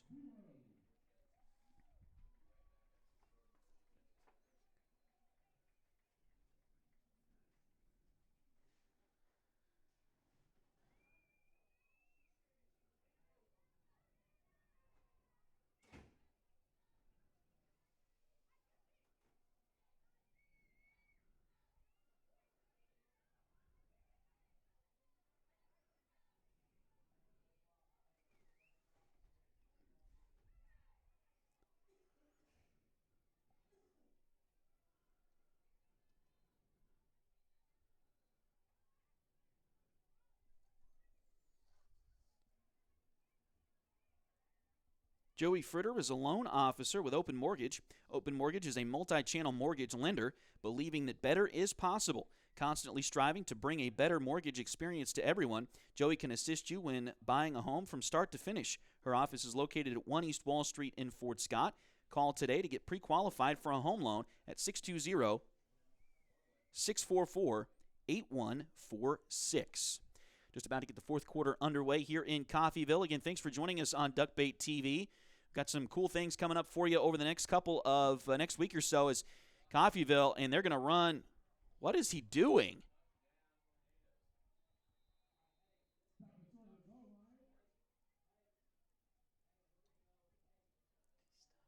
So you don't do that with 12 minutes left in the game. You do that with 30 seconds to go. Tunstall ran. That is showing up the other team like crazy at this point in the game. Tunstall ran the ball, got through the line, got all the way down to the goal line, and then in the middle of the field, and then ran from the goal line, from the middle of the field all the way out of bounds. Did not cross the line. In fact, he tried to sit down before he got out of bounds. And a timeout has been called, and that may be Coach Wade, Deontay Wade, saying, hey, don't do that at this point in the game because this is not the time to do that. When the game's tied and it's 30 seconds to go in the Super Bowl, okay, do that. But at this point, when you're leading at 35-0 with 11:49 to play in the game, just score the touchdown.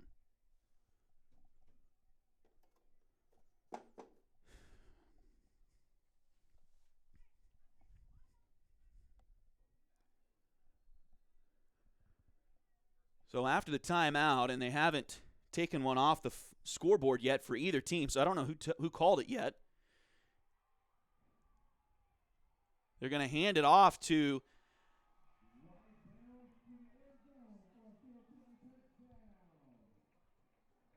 and now flags come in.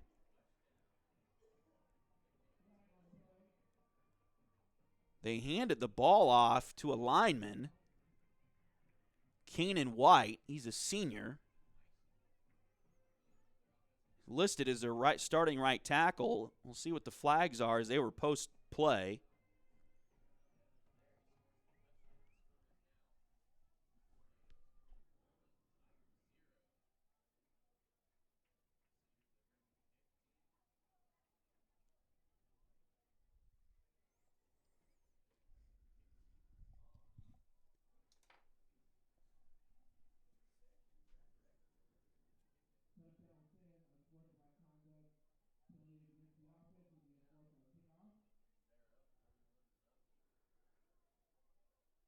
So the penalty will be enforced. I couldn't quite tell what he said, if that was on Fort Scott or Coffeyville. We will find out. I think he did say Coffeyville. We will find out for sure on the kickoff, as it will be assessed on the kickoff. But a couple questionable plays here by Coffeyville sportsmanship-wise that kind of frustrating. Kick is up, and it is through there, so it's 42-0. Golden Tornado.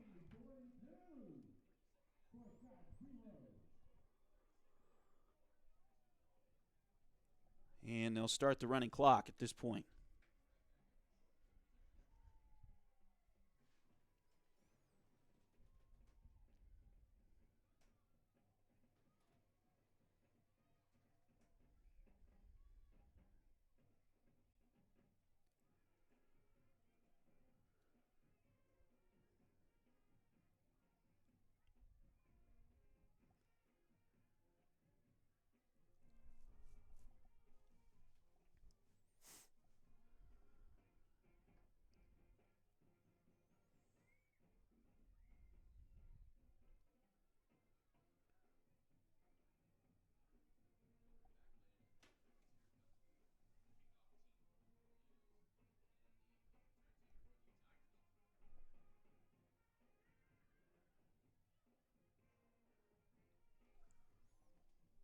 So the rest of this fourth quarter probably going to go pretty quickly as we're under 9 minutes to go now.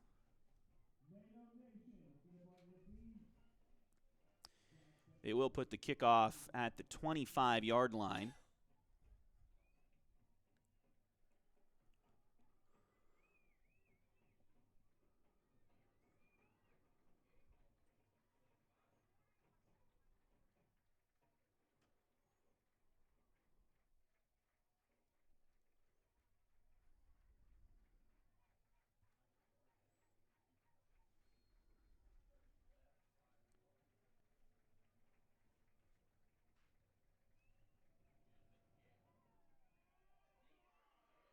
That is a deep kick. There's some wind behind it, but it's going to go through. It lands at the 5 and goes through the end zone. So that ball was kicked from the 25-yard line. So that is a 70-yard kick.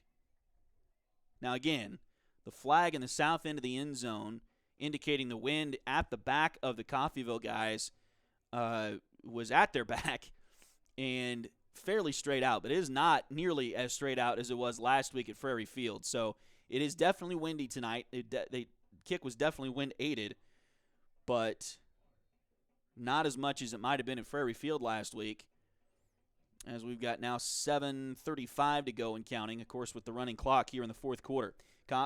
Fort Scott back with possession. They're going to run it as Jasper will get the ball and maybe back to the line of scrimmage, but that's about it.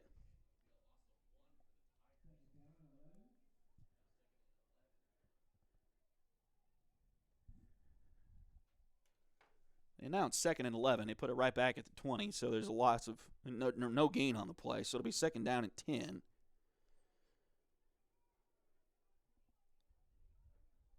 And we'll wait until tomorrow when those brackets come out and see exactly where the Tigers will go for next week's game.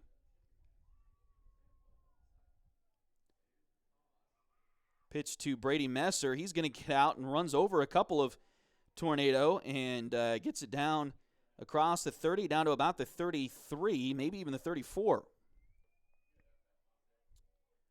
So that'll be a first down for the Tigers. Nice run by Brady Messer, who has seen his playing time go through the roof in the last couple of weeks. Started for Chase Heyer last week, who was injured. Starting tonight for Cal Cousins, who is injured. Looks like Fort Scott bringing another backup in.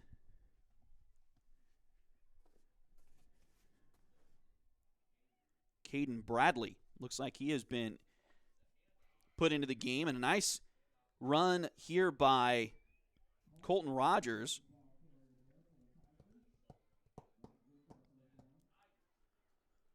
They will get it down to the 48.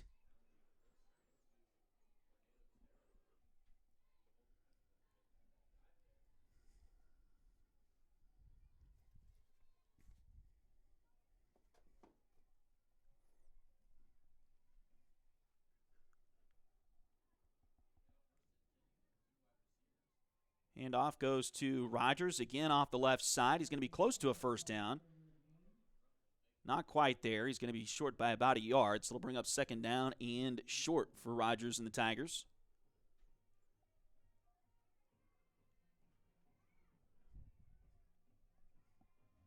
Five minutes to go in this one here tonight. Fort Scott was most likely, even if they won here tonight, probably going to have to go on the road next week. But they are going to be further down that list. And what makes you nervous is St. Thomas Aquinas and Bishop Miege are both possibilities. But Chanute is also a possibility, which ought to give the Tigers a little bit of confidence considering what happened at Prairie Field a couple of weeks ago. Again, Keisha will announce those tomorrow as the Tigers get a first down on that carry there. So 1st down and 10. Ball on the 37-yard line of Coffeyville.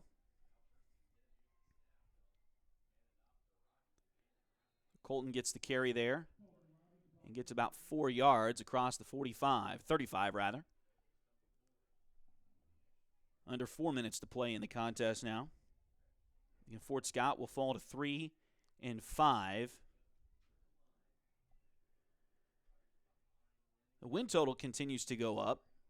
Certainly looked a couple weeks ago like it was going to be much more than 3 this year for the Tigers. Colton takes the pitch and then runs over a Coffeyville Golden. Actually, no, that was Brady Messer again, who caught the pitch and ran over a Coffeyville Golden Tornado. And they get it down to the 25-yard line. So a nice run by Brady Messer again tonight.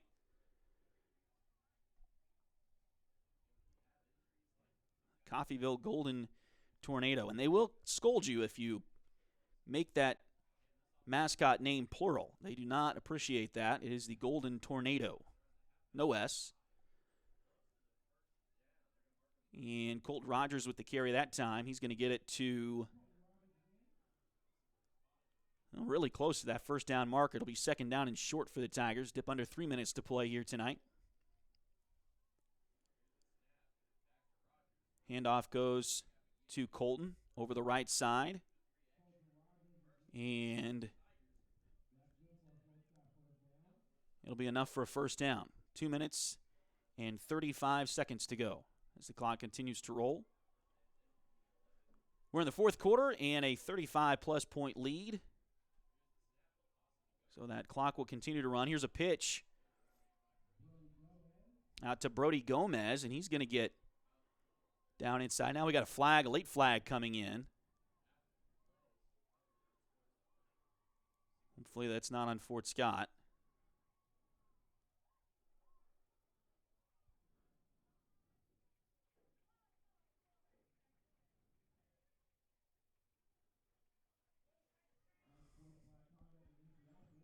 It is going to be unsportsmanlike conduct, well, on both teams. So the fouls will cancel out.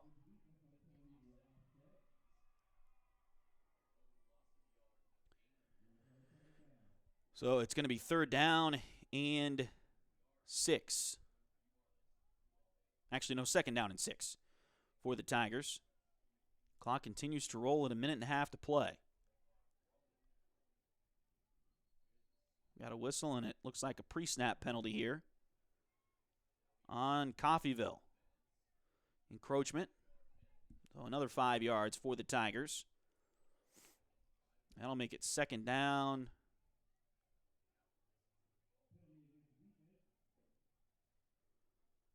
Should be second down and about 1 here.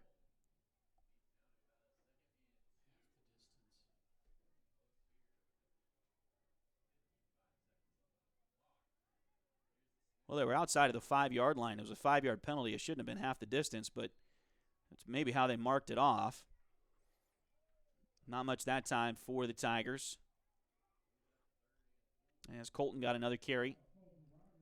Clock under 40 seconds. Fort Scott trying to get something on the board. They have not been shut out yet this season. So trying to keep that going here tonight. Pitch to the near side. This is Brady Messer. He's going to get down to the 1. They're going to have to hurry. He did not get in. He got the first down, but didn't get in the end zone. They're going to have to hurry to get the playoff here with 10 seconds to go. Get up there and snap it, guys. Call something. Try to get in the end zone here. They're going to hand it off, and Colton will get in the end zone with 1 second left. So the Tigers will score here at the end to make it 42-6. I don't think they're going to make them kick the extra point, but we'll see. Yeah, they will call it. So your final score is Coffeyville 42 and Fort Scott 6. Touchdown, Fort Scott Tigers. Touchdown, Colton Rogers there right as the clock hit zeros. So Fort Scott does get on the board.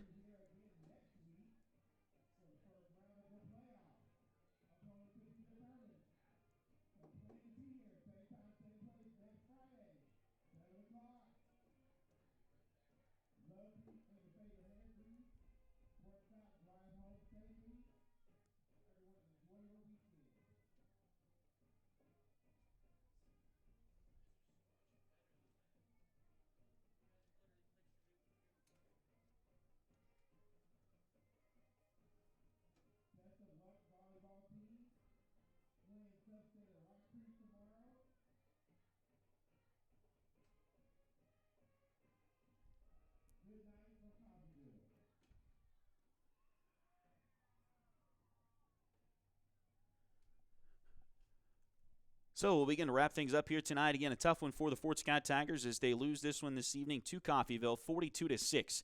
The final score, again, without Cal Cousins.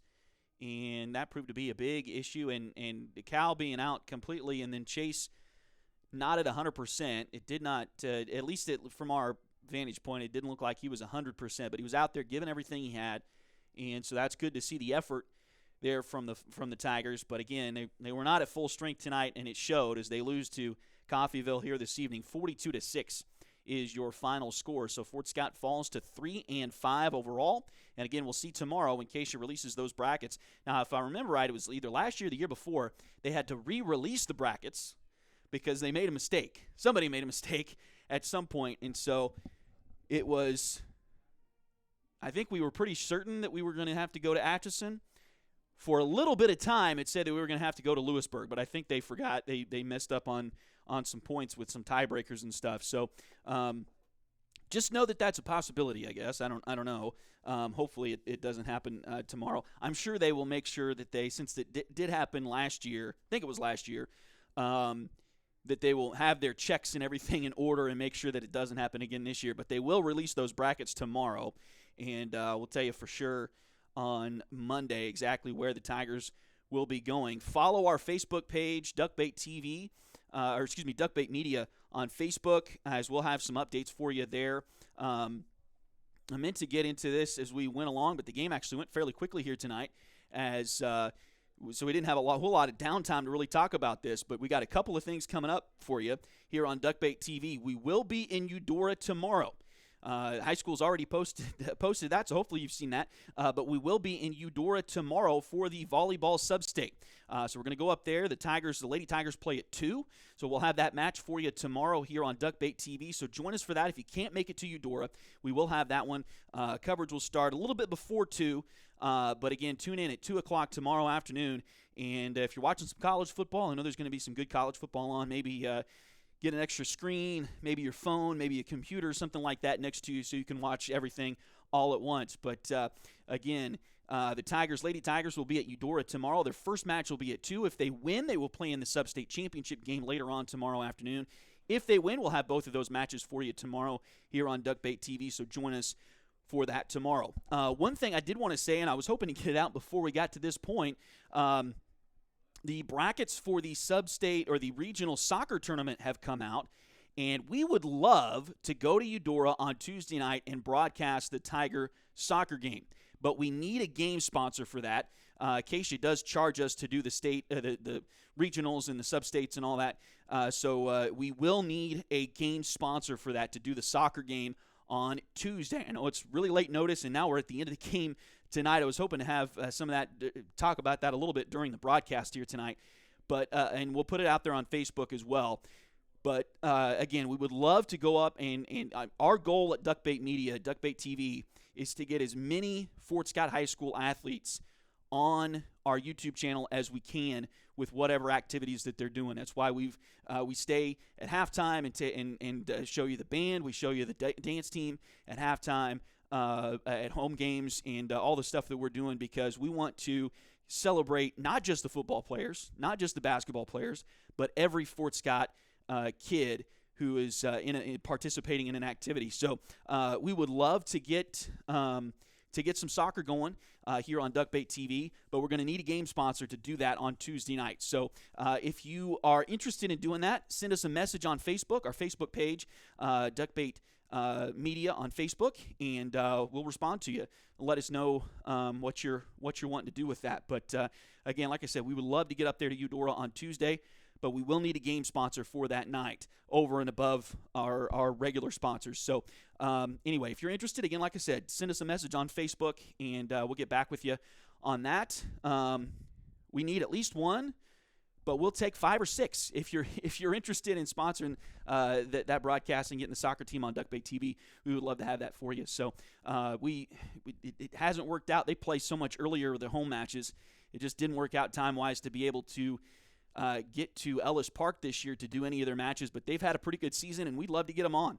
So if you are interested in sponsoring us for that game, again, we do need at least one game sponsor. We'd love to have 2, 3, 4, however many you want to do. But anyway, let us know. send us a message on our Facebook page, and we'll get back to you on that as well. Hopefully we'll be able to find somebody that can help us out with that. But we will be in Eudora tomorrow. I say that like, I don't know if that confused anybody. We will be in Eudora tomorrow, and for the volleyball team, and the soccer team is also going to Eudora in a couple of days. So definitely tune in for us, or with us tomorrow at 2 o'clock as the Lady Tigers take on the Lady Cardinals up there in Eudora in the shadow of one of the greatest places on earth, University of Kansas. Try not to do that too much. I know we got a lot of K-State fans watching too.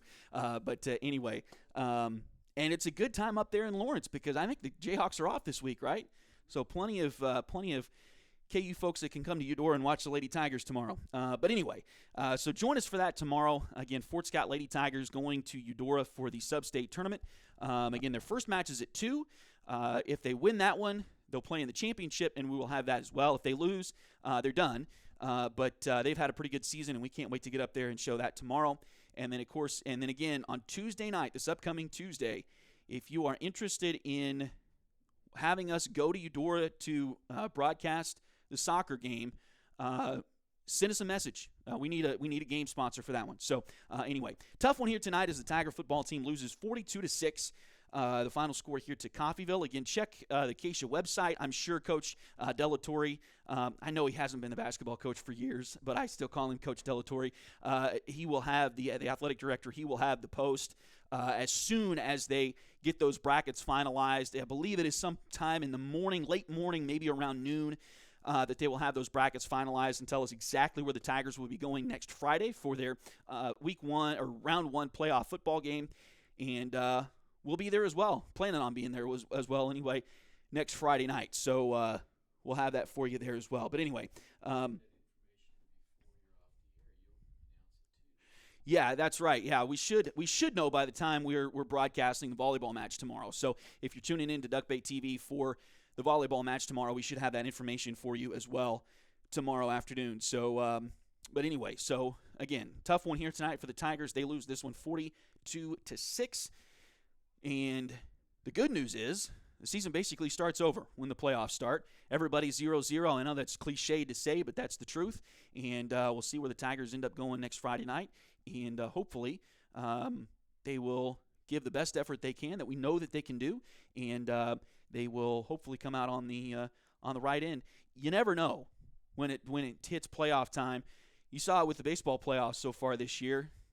It's not always the 1 and 2 seed that advance. Sometimes it's the lower seed, so sometimes it works out. So we're looking forward to that next week. And the Tigers, of course, they struggled here tonight, but coming into tonight, they were playing some phenomenal football the last 2 or 3 weeks. So looking forward to get to the playoffs next week, and we'll have that one for you too here on Duckbait TV. So again, final tonight, Coffeyville 42, Fort Scott 6. Tigers fall to 3-5, but they will be in the playoffs next week, so we'll see where they go. Again, they will announce that on Acacia's website tomorrow during the day. If you're with us for the volleyball match tomorrow afternoon at Eudora, we will announce that. Hopefully, we should know by then where the Tigers will go next week. So we'll try to keep an eye on that. But again, also, like I said, and I know I'm throwing the same thing at you over and over again here, but tune in tomorrow. Right about 2 o'clock, we'll have volleyball sub-state action for you from Eudora.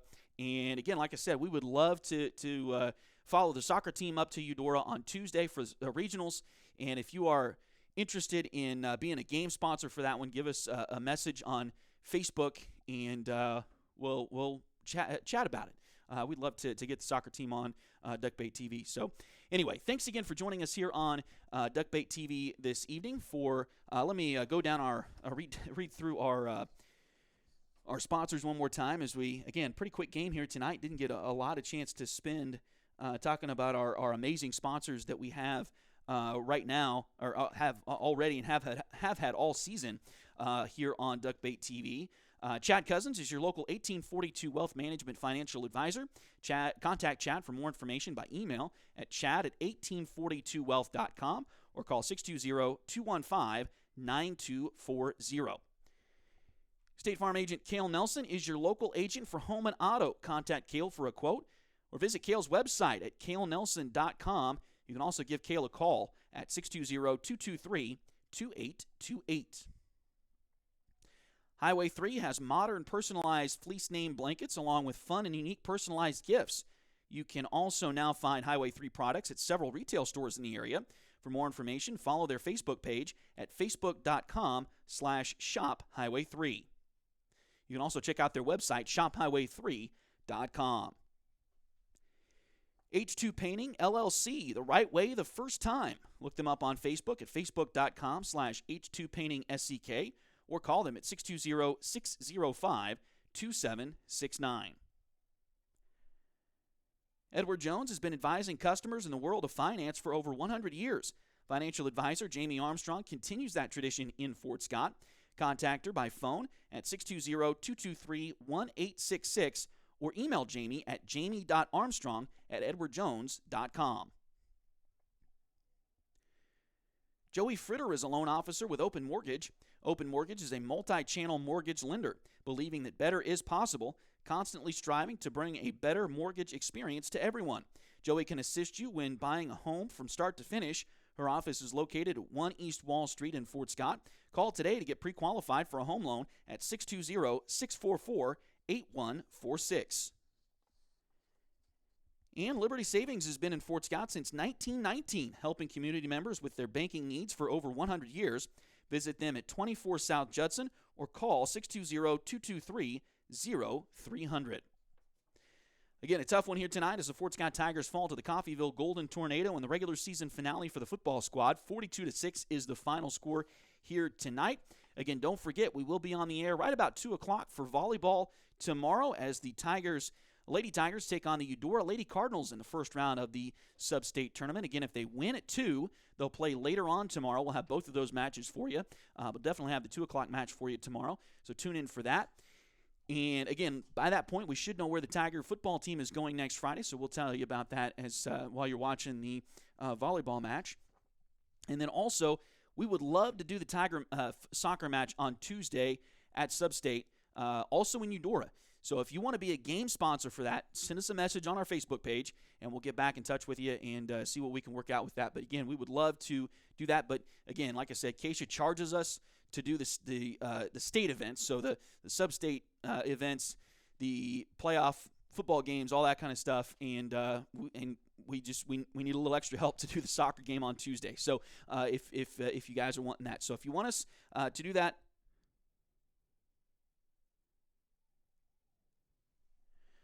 If you want us to do that, send us a message, and we will get back to you on that. So let you know what we need. So anyway, send us, again, a Facebook. Duckbait Media is our Facebook page, so look us up there and message us if you want us to go to Eudora on Tuesday for soccer. So anyway, again, thanks for joining us here on Duckbait TV tonight. Once again, your final score is 42-6. Fort Scott with the loss here tonight. And again, we will have more information tomorrow, hopefully, by the time we're on the air with volleyball, of where the Tigers are going next Friday night. So anyway, for my camera operator tonight, my dad, of course, Willie Abatey, thanks again for coming with me and walking up the 5, 6, or 7 stories all the way up here to the top of the press box. It's a great press box. I'd love to have this one like this everywhere we go. But when the elevator doesn't work, that's a little bit difficult. So, but anyway, hopefully going down is a little bit easier than coming up was. But anyway, thanks for being with me again tonight here. And I'm Tony Abatey. So to all the duck baits out there, good night, Kansas.